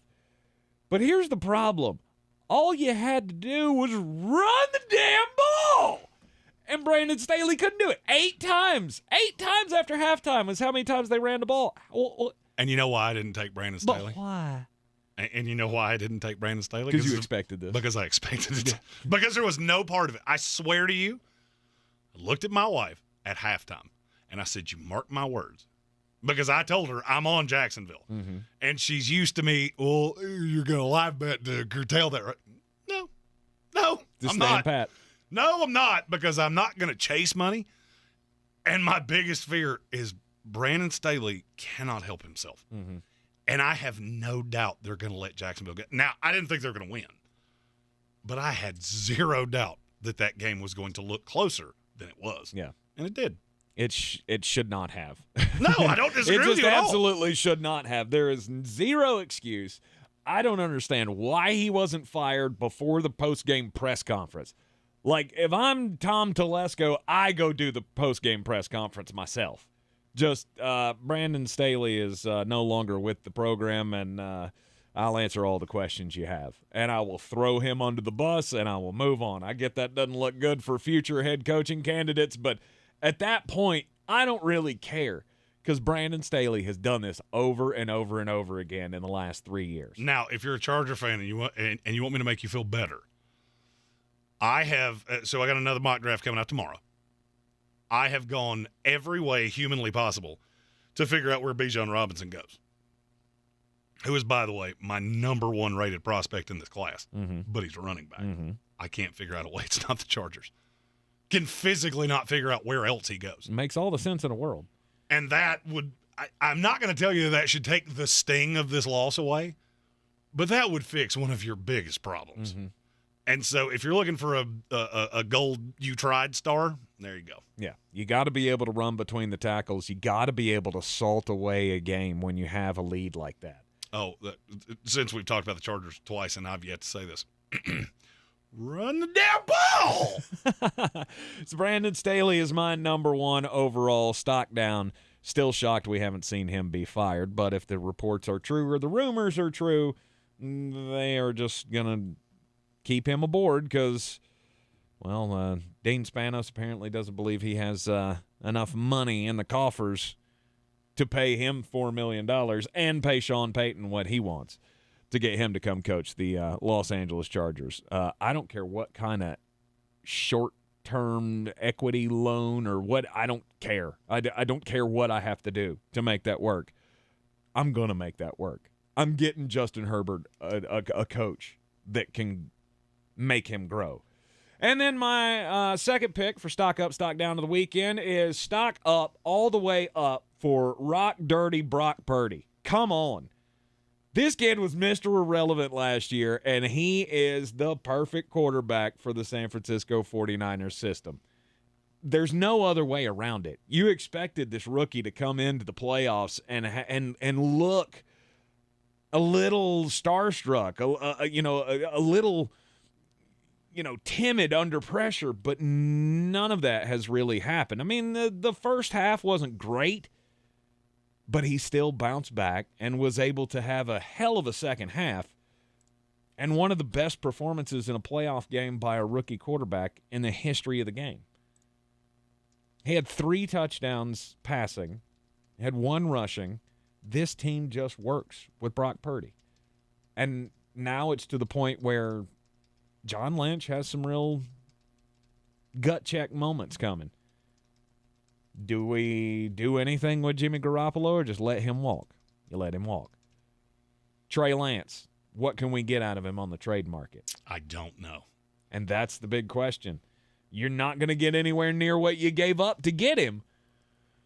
But I think maybe Mr. Irrelevant is your solution moving forward. I would agree. Weird. We do these daily drafts, and seemingly every day we find a way to have to take a commercial break at this very time. So when we come back, not only will you have my 2 picks, we've also got breaking news. You're in the Sportsocracy here on ESPN Asheville. At Ingles, whether we're celebrating Friday night rivals, televising college basketball games, bringing the Fan Fest to semi-pro soccer, or taking you out to the ball game at your minor league park, it's all in the bag. Ingles, low prices, love the savings. Everyone's heard about the housing market and this being the best time to sell a house in years. But the same thing applies to cars. Whether you're looking to buy a car, trade in, or sell that car in the driveway collecting dust, Fred Anderson Nissan of Asheville wants to buy your car. They have 2 on-site managers that work with Kelly Blue Book to give you top dollar for your vehicle. You can even have your car appraised instantly at AndersonNissan.com. Stop in and visit them today at 629 Brevard Road in Asheville or call them at 828-365-1663. 90 pounds in 1 year. It can be done. And you ask me how? PhD weight loss. Go to myphdweightloss.com today. If you've been struggling your entire life with a weight problem, PhD Weight Loss has the plan to help you reverse the symptoms of type 2 diabetes and sleep apnea, all of that. Jeremy, you've been through that. You had sleep apnea like crazy before PhD. I did. My heaviness had led to some health problems. And a lot of it was because I just made bad food choices. And that is what I learned from the PhD weight loss program, which has gotten me back to my high school weight. The sleep apnea is gone, and it's all thanks to PhD weight loss. I had long struggled and been labeled morbidly obese. Now, I'm not by any means a skinny, fit person now, but being 200 pounds is much better than being 300, 350. I was pushing the scales at getting close to 4 bills at one point in my life. Now I know how to live thanks to Dr. Ashley Lucas and the plan at PhD Weight Loss. Go to myphdweightloss.com. Real estate isn't about properties. It's about people. I'm Clarissa Hyatt-Zach with eXp Realty, your native realtor serving all of Western North Carolina. I will work hard for you, and I believe in doing the right thing every time. I market each of my listings to reach out-of-town buyers. I use a professional photographer and drone video on every single listing, as well as collaborate with agents across the country to find your buyer. Check me out online at clarissasellswnc.com or give me a call at 828-774-6343. It would be my pleasure to assist you through the real estate process. Staples helps you start the new year off right with big savings on everything you need for your business. Now, Staples Reward members get $30 back in a Staples store bonus when they spend $100. Rewards members only. Store bonus redeemable in-store only. Offer ends 1/21. Save big at Staples. I'm Martin Hoke, the inventor of Navage Nasal Care, and I love Navage. I've told you about how your nose is the body's air filter, that Navage's powered suction will help flush out allergens, viruses, mucus, and germs, and that Navage will help you breathe better. But what do other people say about Navage? Like Tara, quote, "My doctor wanted me to do saline rinses for my allergies, but I've never been able to successfully use a neti pot. Navage uses suction power, so it's foolproof. There are nights when I'll have particularly bothersome allergies. I'll bust it out, and the results are immediate. It's such a relief. It's become a lifesaver." Unquote. She's one of over 100,000 online reviews praising Navage, the all-natural solution trusted by over 3 million people to help you breathe better, sleep deeper, snore less, and stay healthier without drugs. Navage is available at Walmart, CVS, Walgreens, Target, Rite Aid, and online. Navage, Navage, clean nose, healthy life. Who's gonna break the news? Who's gonna break the news? Who's gonna break the news? Who's gonna break the news? We come back with breaking news, and this shouldn't be that much of a surprise. Jim Harbaugh is returning to Michigan. And not only is he returning to Michigan, but he did so with a social media little quote. I'm going to read it verbatim.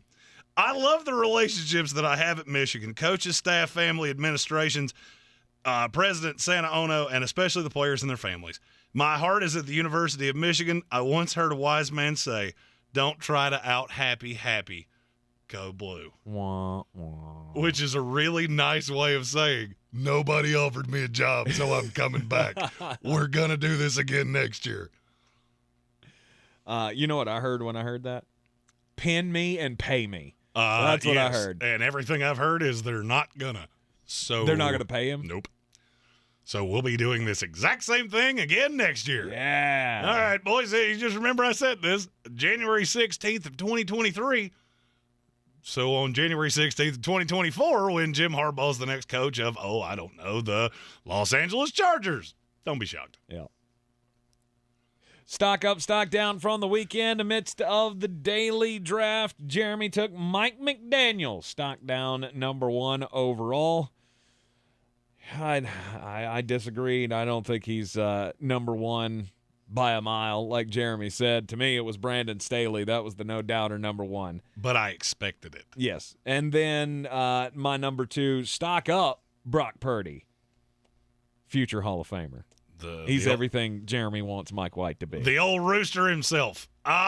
Mine's a stock down, and it's Lamar Jackson. I just feel like you've handled this so poorly. All of these things. You had a team that was very competitive in a game that very few of us thought they would be. I mean, with a backup quarterback, yes. And then you don't show up, and then you post the thing on Insecure Graham today. It's just all of it. If I'm a GM of a team, or I'm a head coach, and I need a quarterback, and I see all of these things, I'm Seacrest out. Mm-hmm. You cannot convince me that guy, the guy that is airing his dirty laundry on Insecure Graham, is a $250 million guaranteed quarterback. It's not about the talent. It's not. There are questions anyway with the injury history, and then I see all of the other things, and I just go, you know what? I'm good. I'm good. My other one, it's a stock up. It's Brian Daboll. I don't think anybody in this league had a better weekend than Brian Daboll did. Because you've locked up Coach of the Year. Yes. Anybody that votes for anybody else, I'm going to need you to explain that with a 500 or more word essay. And what is this guy going to do with a team that has legitimate NFL talent? I went back and broke this down with PFF's grading system. Do you know how many rosters in the NFL are worse right now than the New York Giants? 3. It's 8. Okay. They're 24th in the NFL. You don't play like you're 24th in the NFL. No. And I credit a lot of that to Brian Daboll and his ability to get the most out of a Daniel Jones, out of a Richie James, an Isaiah Hodgins. It's just really impressive. And frankly, I know Wink Martindale interviewed is interviewing with the Colts. I really hope he doesn't take a head coaching job. I mean, he'll get one if he runs this back and that defense is as good next year as it is this year. Yep. He'll get a shot. I just want to see what he can do with another class of players on that defense. Okay. All right, I'm going to piggyback on you with the New York Giants. I got to go Daniel Jones. I mean, there was a lot of talk about Daniel Jones in the season that he had, career best numbers, career best, completion percentage, all of that. But the way he played this past weekend, a lot of it can go to Brian Daboll and the scheme, obviously, but Daniel Jones stepped up. Now, I don't agree with Brian Daboll, as he said after the game was over, that we have an elite quarterback. I don't feel like Daniel Jones is elite by any stretch of the imagination. He was yesterday. He might be elite in your system, but he is not an elite quarterback in this league. But he definitely has guaranteed himself another year with this franchise, and they should probably lock him up for a few years. I mean, look, he was elite yesterday.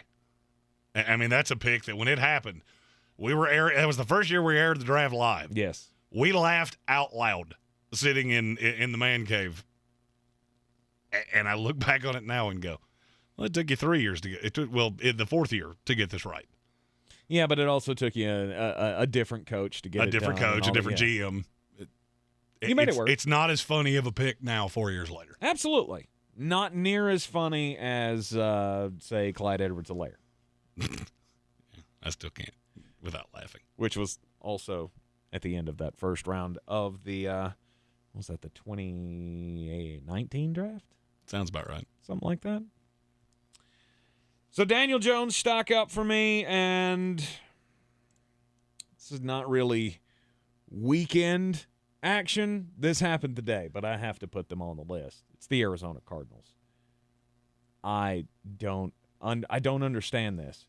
So you're hiring Monty Ossenfort as your new GM, a guy who was director of player personnel with the Tennessee Titans, who have an open spot at their GM position. Well, he interviewed for that spot too. Well, I'm sure he did. He wasn't going to get it, and that's kind of my point. And you had Adrian Wilson in the building. Right. You had Adrian Wilson in the building, a guy who's been on the short list for GM jobs for the last 4 years, it feels like. And you went out and hired a New England Patriots recycle, because that's where Monty Ossenfort was for 15 years before he spent the last 3 with the Tennessee Titans. I get they went to the playoffs 2 years in a row, and that was all fun and well, but they didn't do anything with it. So you went and hired a guy from the Bill Belichick tree away from a team that didn't hire him to be their GM. And I don't care about any of those things. I care that you've had the right guy in the building this long. Mm-hmm. He's a legend in your franchise. And you still can't get this right. Mm-hmm. It just blows my mind. I hope one of these teams with an open GM job comes in and steals Adrian Wilson, and 5 years from now he's winning a Super Bowl, and I can sit back and laugh and go, I tried to tell you. Arizona is a dumpster fire, and they continue to get what they deserve. Look, it would be really hard for me to I really enjoy what we do. There are not many people that I know in NFL front offices that I go, you know what, if that guy gets a job and he made a call, it'd be hard for me to say no. Adrian Wilson's one of them. Mm-hmm. NC State guy, really well-liked around this community, and it just blows my mind. I thought it was a layup. I thought nobody can mess this up. And yet, the Arizona Cardinals found a way. Mm-hmm. Well, you left me two that are they're pretty easy for me to take. Okay. Number one, Trevor Lawrence. That's a stock up.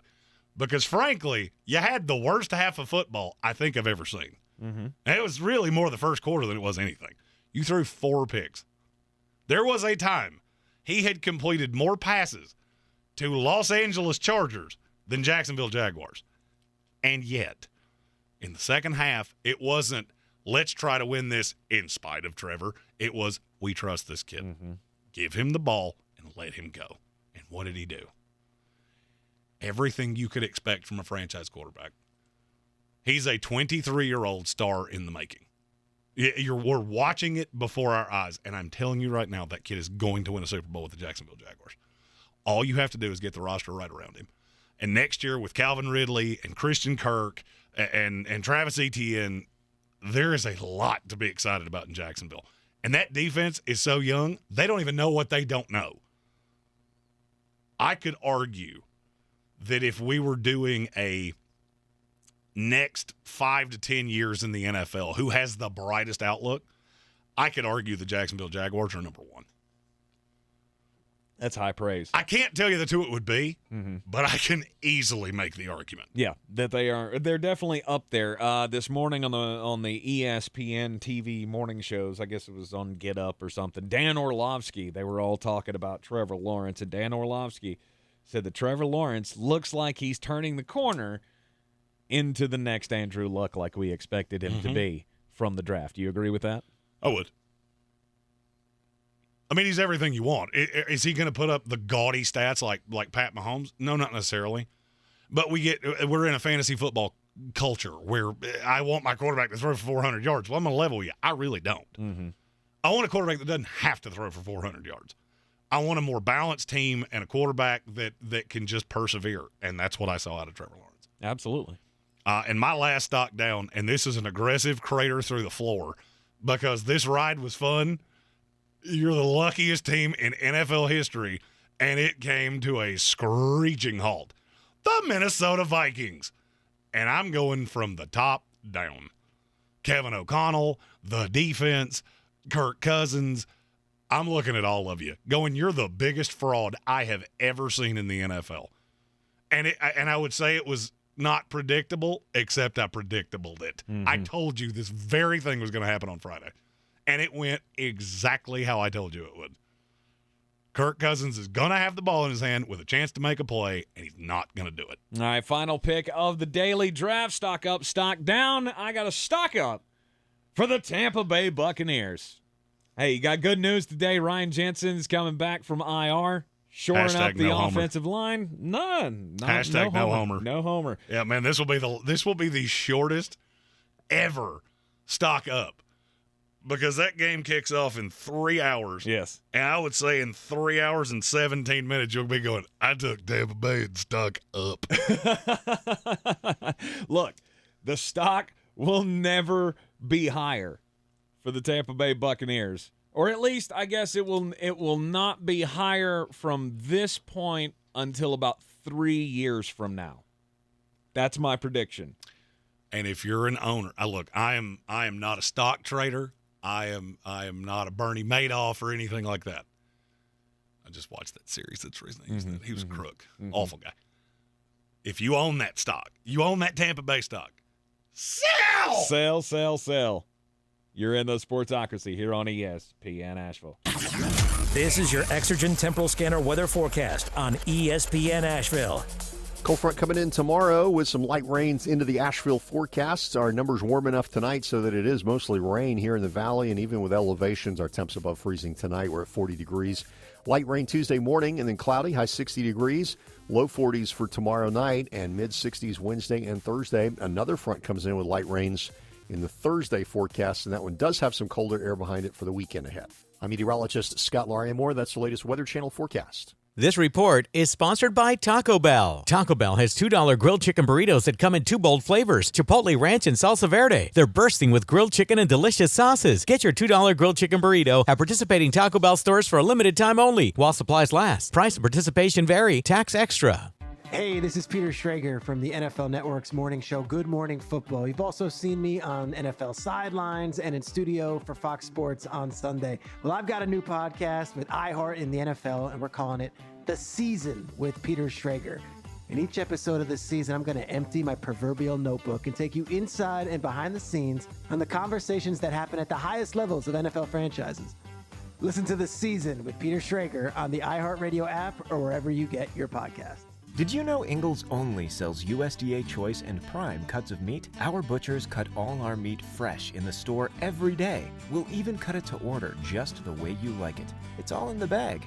Ingles. Low prices. Love the savings. When I finally drove the old car into the grave, I knew there was only one place I was going to go. Fred Anderson Nissan of Asheville, home of the family plan. And yes, they treat you like family. I went in, told them what I was looking for, told them my budget, and in no time, I was signing the paperwork on my certified pre-owned vehicle. They have the area's largest selection on quality pre-owned vehicles and certified Nissans. They go through a 167-point inspection, so you know it's not going to let you down. They gave me the Carfax report, so I know the history of my vehicle. And the Fred Anderson family plan gives me things like oil changes and car washes and loaner cars if I have to have major work done on the car in the future. For me, buying a car has always been an intimidating thought. But the folks at Fred Anderson Nissan of Asheville made it super easy. Don't be like me. Don't wait till the last minute to get a deal done. Go to AndersonNissan.com or stop by the showroom at 629 Brevard Road. And don't forget to mention we sent you from the Sportsocracy and get a $250 bonus on your trade-in at Fred Anderson Nissan of Asheville. I believe real estate isn't about properties. It's about people.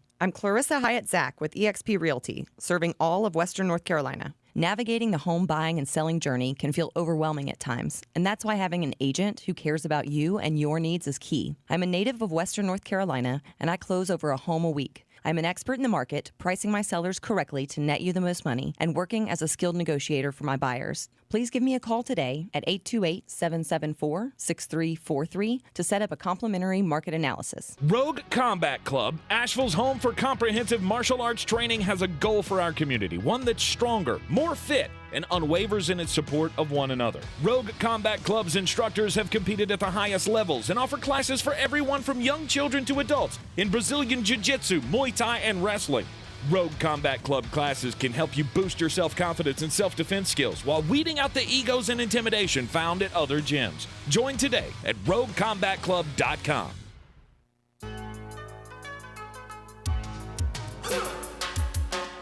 Back here in the Ingles studio on ESPN Asheville, it is the Sportsocracy, and it's time for the most important message of the day. Don't do crimes! Yeah, crimes never pay. And so this story comes to us from Miami-Dade County, Florida. I was just there. Who's shocked?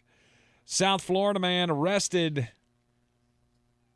because he tried to hold up a supermarket. It's a brave strategy. Yeah. And crimes. On Saturday, 31-year-old Patrick Abbott, he had to face a judge on armed robbery charges. They say last week Abbott handed a Publix worker a note written on a receipt demanding money, claiming that he had a gun. The note read, "Read carefully. I have a gun with me, and put the money in the bag."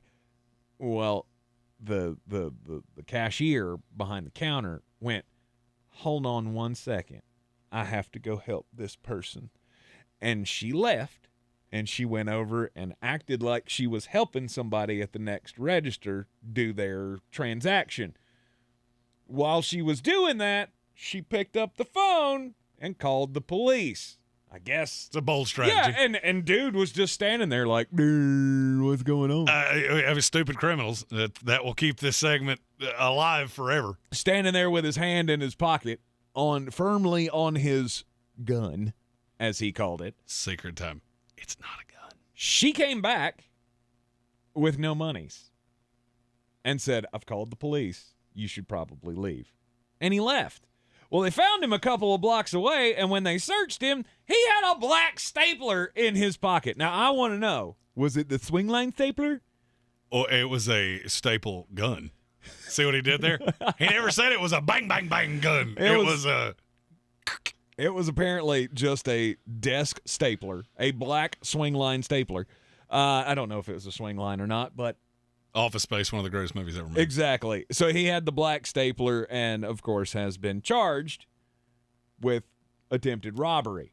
Now, what makes this even worse is that just 1 month ago, He was outside of Miami Walmart where he dropped a 4-month-old baby.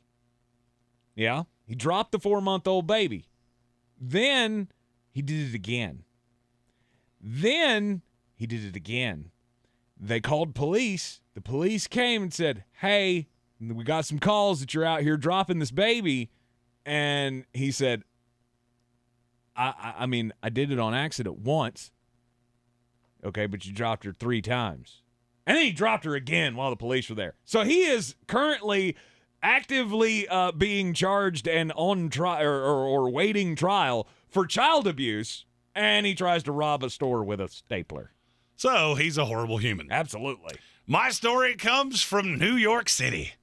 If you follow politics, you know that new New York City Mayor Eric Adams ran on a platform of many things. And one of them was that he was going to eradicate rats from the city. Well, that makes it all the stranger that he is headed into a New York City court to fight a summons for rats at his property. And it's the second time it's happened since he became mayor of New York. Hot. So what basically happened is that a cop came by his house, saw rats along the fence line, and in New York City, if you've ever been there, you know that rats are a problem. Mm-hmm. And a New York City rat is not like a North Carolina rat. These are rats that could pass for a small possum. These are rats that you are afraid if they turn on you, they will win. Big rat. But but the mayor's claim is that, and I quote, I have a camera at the house, and I looked back on that date. My yard is clean. My garbage is in containers. I go there. I sweep up. My place is clean. So he is encouraging all New Yorkers that if you get a summons that is unjust, you go fight it on a plan that he put into action from how he ran. He also said, I spent $7,000 to do rat mitigation. You have to be really scared of rats to spend $7,000. Here's the thought. If you have to spend $7,000 to get rid of rats at your house, maybe you're in the wrong house. That's a lot of rat irrigation. Irrigation? Mitigation. Eradication is where I was. Okay. All right. Yeah, I mean, don't spray them with water. Don't irrigate rats. Don't irrigate them. That's really just giving them a bath. You don't want to do that. That will encourage them to stay, and because now they'll be very clean rats. And as we all know, you can't water them after midnight. That's a Gremlins joke, and you don't get it. Nope, that's actually the third Gremlins joke that's happened in this building in the last week, and I've understood none of them. Irrigating with rats. Don't irrigate the rats. Eradicate the rats. It's close. Those two words are close. Couple different letters completely changes the meaning. Speaking of eradication, tonight on Monday Night Football, the Dallas Cowboys will be eradicated from the playoffs. I'm hoping they will not be irrigated by the Tampa Bay Buccaneers. By the Tampa Bay Buccaneers. Yeah. Look, I have told you, when we pick the games on Friday, I'm on the Dallas side of this. But your whole thing about this is going to be the blowout of all blowouts, to me, is comical. Because what in the world have you seen for the Dallas Cowboys that makes you think that they're going to show up in the playoffs? You're asking this question the wrong way. Okay. And this is what I've told you for a week. What have you seen from the Tampa Bay Buccaneers that insinuates they can play a big boy team, which, whether you like Dallas or not, they are, and there is no way to see that any other way. What exactly have you seen from Tampa Bay that makes you go, yeah, they can really hold up? I'll give you the floor. Have at it. Because aside from, one game this year against the San Francisco 49ers, they have been in every game that they played. Okay. And do you know who those games were against? I get it. And since you took out San Francisco, that one doesn't count. By the way, you weren't in the Bengals game either. That was never in doubt. You lost by 11. True. That was never in doubt. So if you look at the schedule, let's go back to, I don't know, the game we were at. You lost to the Falcons. Mm-hmm. You have wins over the Panthers and Cardinals, who, by the way, are both picking in the top 9. Mm-hmm. Got hammered by the Bengals and the 49ers, who are both good. Terrible Saints, you won barely. Mm-hmm. Lost to the Browns. Beat the Seahawks in London. Beat the Rams, who were awful. got slaughtered by the Panthers, got beat by the Ravens, and lost to the Steelers. Do you know what all of those teams have in common, minus two, the two that housed you? What's that? None of them are any good. You haven't played a good team that didn't just absolutely shellac you since the first month of the season. And now you've got Tom Brady, who just broke an NFL record for passing attempts in a season, who's 45 years old. You could not run a greasy peg up a cat's keister, and you think that this Dallas team is not going to just house you. Nope. Yeah, that's one that I can't see where you're at, because and I have a pretty good record in these here playoffs. So let me tell you how I see this going. Okay. What do you do well defensively? We were pretty good against the run. No. Especially when Vita Vea plays. Yeah, not really. You're really good against teams that can't run. You're great against that. That's not Dallas. And now you've got a Dallas offensive line that looks a lot healthier than it's looked all year long. Tony Pollard's my favorite play in this game. Okay. Because, and maybe I'm getting Charlie Brown here. I can't tell you that I'm not. I've been called the biggest Dallas Cowboy hater in the world, so I struggle to believe that I'm doing that. But, all right, I'll give you that. I don't know how you're going to stop him. I don't know how you're going to stop him, because when I watch tape on Dallas and I watch tape on Tampa Bay, there's two things that I see very commonly. Dallas annihilates base sets. I mean, just annihilates it. You go out there with 7-man front, they're going to hurt you. Because it's too easy to isolate CeeDee Lamb, which is the one guy that they really feel like they can hurt you with. Dalton Schultz is going to be a part of this. And Tony Pollard in space is one of the most difficult players in the NFL to bring down. Outside of Devin White, who is about as consistent as a fast food cheeseburger. Sometimes you get it with ketchup. Sometimes you get it with onions. Sometimes you get it with no bun at all. Who knows? I don't see how you even contend in this game. I really don't. I feel like Tom Brady probably throws it 50 times, which to me is a recipe for absolute disaster, because you get Byron Leftwich and I get Dan Quinn. And I feel like Dan Quinn is just going to toy with you. Not because I greatly feel like there's a huge discrepancy in talent. There's a huge discrepancy in coaching. I don't like Mike McCarthy better than anybody else does. Kellen Moore is a good offensive coordinator. There's a reason teams are interviewing for him for their head coaching jobs. Dan Quinn is a good defensive coordinator. And they have pieces that I don't know how you're going to stop. I mean, you tell me any strategery that you could possibly have to stop Micah Parsons. Because this is not even I have to toy with you. I will line up in a 4-man front with DeMarcus Lawrence on the right side, Micah Parsons over Donovan Smith. And I am going to hammer you. And if you even just a little bit figure out how to stop that, I'm going to stack Micah Parsons behind DeMarcus Lawrence, and you'll never know what gap I'm going through. And you've got a center that has not played all year long. Right.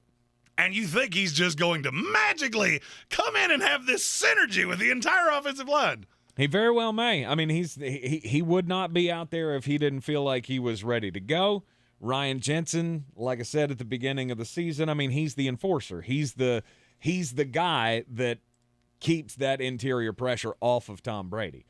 The outside pressure, I'm right there with you. I don't know how we're going to do that. I have absolutely no intention of interior pressure. That's not what I'm going to do, because I know how you're going to try to defend this. This is quick passing game. But that's what bothers Tom. All right, Tom was in my division for 20 years. And yes, there is Tom has struggled with interior pressure. Now, why could that possibly be? Let's look back over Tom's career. There's been a lot of Pro Bowl Trent Brown, Pro Bowl Tristan Wirfs, Pro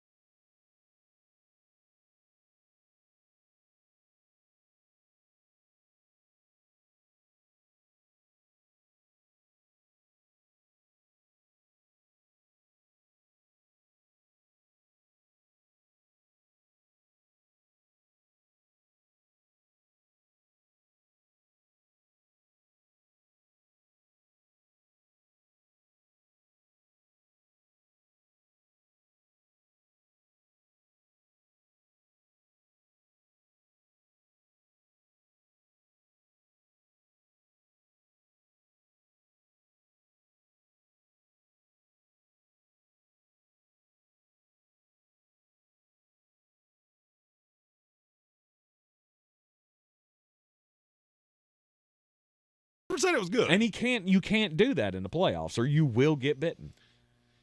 And I'm going to go back to the same thing that I said when you said verbatim what you just said.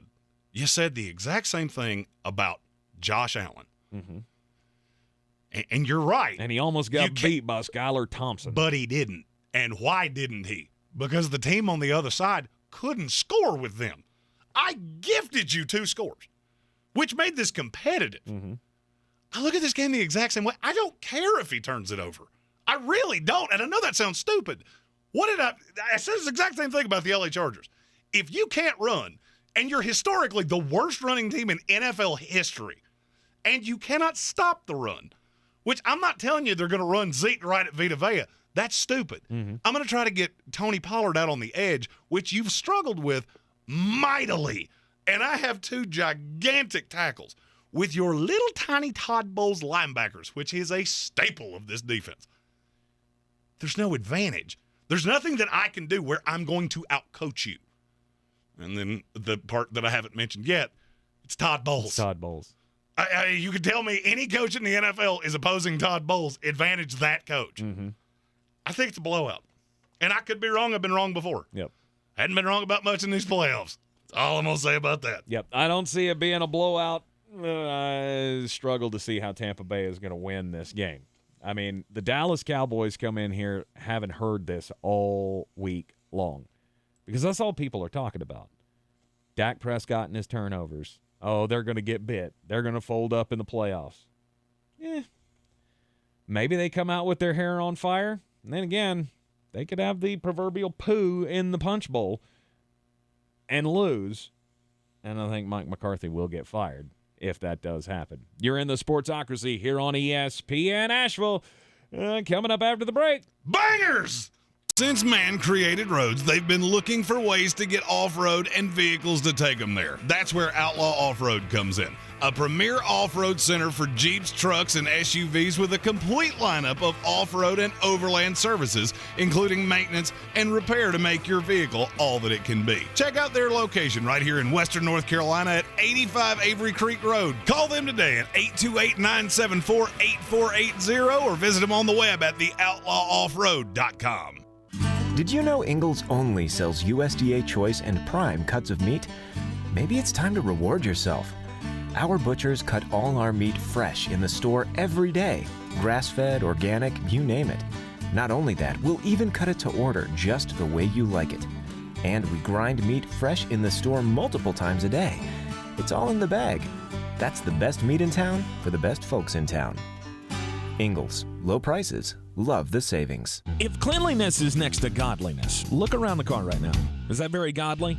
Look, life comes at you fast, but so does WBNC Auto Detailing. They have the tools to make your interior look like it's coming off the showroom floor. You don't believe me? Check them out on Instagram. All that filth and years of stains disappear. WBNC Auto Detailing does full interior and exterior details with paint correction, and they do wax and ceramic coatings. Call WBNC Auto Detailing at 455-3700. Premium care with a Southern hospitality touch. Everyone's heard about the housing market and this being the best time to sell a house in years. But the same thing applies to cars. Whether you're looking to buy a car, trade in, or sell that car in the driveway collecting dust, Fred Anderson Nissan of Asheville wants to buy your car. They have 2 on-site managers that work with Kelly Blue Book to give you top dollar for your vehicle. You can even have your car appraised instantly at AndersonNissan.com. Stop in and visit them today at 629 Brevard Road in Asheville or call them at 828-365-1663. For decades, the words of Dr. Martin Luther King Jr. have helped to inspire a nation. When we need to be uplifted, we remember his timeless messages of equality, justice, and understanding. And today, his legacy lives on. iHeartRadio invites you to join us in celebrating MLK Day as a national day of service. And throughout this year, continue to celebrate and honor all of the things that bring us together. Keep listening to this iHeart radio station as we celebrate the 50th anniversary of hip-hop throughout 2023. Let me guess. Unknown caller? You could reduce the number of unwanted calls and emails with online privacy protection. The latest innovation from Discover will help regularly remove your personal info, like your name and address, from 10 popular people search websites that could sell your data. And we'll do it for free. Activate in the Discover app. See terms and learn more at discover.com/online privacy protection. The Tar Heels to the right baseline are here. Floats it way up in the air and in. Catch the 6-time national champion Tar Heels in action. He got it! 0.3 of a second! All season long. Toward left side, he's going to go hard, heavy. Contact! Got the basket and the foul! Holy cow! Right here on your home for Carolina basketball. Asheville's home for the Tar Heels is ESPN Asheville. Coffee's the closer's on. Get him the money. Then when you get the money, you get the power. That watch costs more than your car. Then when you get the power, then you get the woman. Monday Night Football. Special Super Wild Card Weekend, 6th game. The Tampa Bay Buccaneers host the Dallas Cowboys. Tampa's a 2.5-point dog, over under 45.5. I'll start with the number. I feel like neither one of these teams defensively can keep the other from scoring, so the over-under feels like a layup to me, and it's the over. Mm-hmm. Then we get into the actual spread. I don't see where Tampa Bay has any advantage on Dallas. None. And I look at the problems you've had over the year. I feel like Tony Pollard's going to be a problem. I feel like CeeDee Lamb's going to be a problem. And at the end of the day, Dak Prescott's heard all of these things that people have said about him. And there's a little part of me that thinks this is a defense that doesn't scare me. So if I'm ever going to shut people up, this would be the perfect time to do it. I'm taking the Dallas Cowboys minus the 2.5 in what I think will be an absolute unmitigated bloodletting. I'm going over the 45.5. And my favorite prop bet, first player to score a touchdown in the game, CeeDee Lamb plus 750. I could see it being a big old biggin early. You can take those wagers over to bethouse.com, use the promo code SPORTSOCRACY, and get a 125% deposit bonus on whatever you put into your account, up to $2,500. Yes, the news of the day has been all about Ryan Jensen, the Pro Bowl center who went down first day of practice. He is back. He's been activated off of IR, and he will play tonight. And he was supposed to be, at the beginning of the season, the glue that held this offensive line together. Obviously, we don't know what this offensive line can do or what they can be because we never seen them healthy all year long. And now you're going to get a window of it tonight. Is there a whole lot of rust? Is Ryan Jensen just, out to lunch because, first reps in 7 months? You also have a lot of he has not played with these guys. I could see some miscommunications. Mm-hmm. I feel like Dan Quinn's going to throw everything short of the kitchen sink at this. Sure. Solely because outside of Mike Evans and Chris Godwin, I'm not really scared of much. But you should be scared. You should be scared of those two guys, namely, because your secondary's not all that good. And, Trayvon Diggs, okay. Yeah, Mike Evans can burn Trayvon Diggs. He can. And then the question is whether or not he's gonna. Whether or not the pressure on Tom Brady's going to be way too much and he's just going to be off kilter all night long, that's a distinct possibility. But I think having Ryan Jensen back allows you to shade some more help over to the Donovan Smith side of the ball where Micah Parsons is going to line up. And I don't know. We'll have to wait and see how it all turns out. It looks like Tampa's never going to be, obviously, healthier than they are right now. And last chance. You got nothing to lose. You're playing at home, and you got to force Dak Prescott into some turnovers. You will never hear me say this again, but tonight, how about them Cowboys? It is the Sportsocracy here on ESPN Asheville, and we'll be back with you tomorrow at 3 here on ESPN Asheville and YouTube. This is your Exergen Temporal Scanner weather forecast on ESPN Asheville. Cold front coming in tomorrow with some light rains into the Asheville forecasts. Our numbers warm enough tonight so that it is mostly rain here in the valley, and even with elevations, our temps above freezing tonight. We're at 40 degrees. Light rain Tuesday morning, and then cloudy, high 60 degrees. Low 40s for tomorrow night, and mid-60s Wednesday and Thursday. Another front comes in with light rains in the Thursday forecast, and that one does have some colder air behind it for the weekend ahead. I'm meteorologist Scott Larimore. That's the latest Weather Channel forecast. This report is sponsored by Taco Bell. Taco Bell has $2 grilled chicken burritos that come in 2 bold flavors, Chipotle Ranch and Salsa Verde. They're bursting with grilled chicken and delicious sauces. Get your $2 grilled chicken burrito at participating Taco Bell stores for a limited time only while supplies last. Price and participation vary. Tax extra. Taco Bell has $2 grilled chicken burritos that come in 2 bold flavors, Chipotle Ranch and Salsa Verde. They're bursting with grilled chicken and delicious sauces. Get your $2 grilled chicken burrito at participating Taco Bell stores for a limited time only while supplies last. Price and participation vary. Tax extra. Over 50,000 police officers are assaulted each year. Help police by not escalating. Address any complaints after the encounter. Comply now, complain later. Keep everybody safe. This message brought to you by the National Police Association. Learn more at nationalpolice.org. Only iHeartRadio gives you access to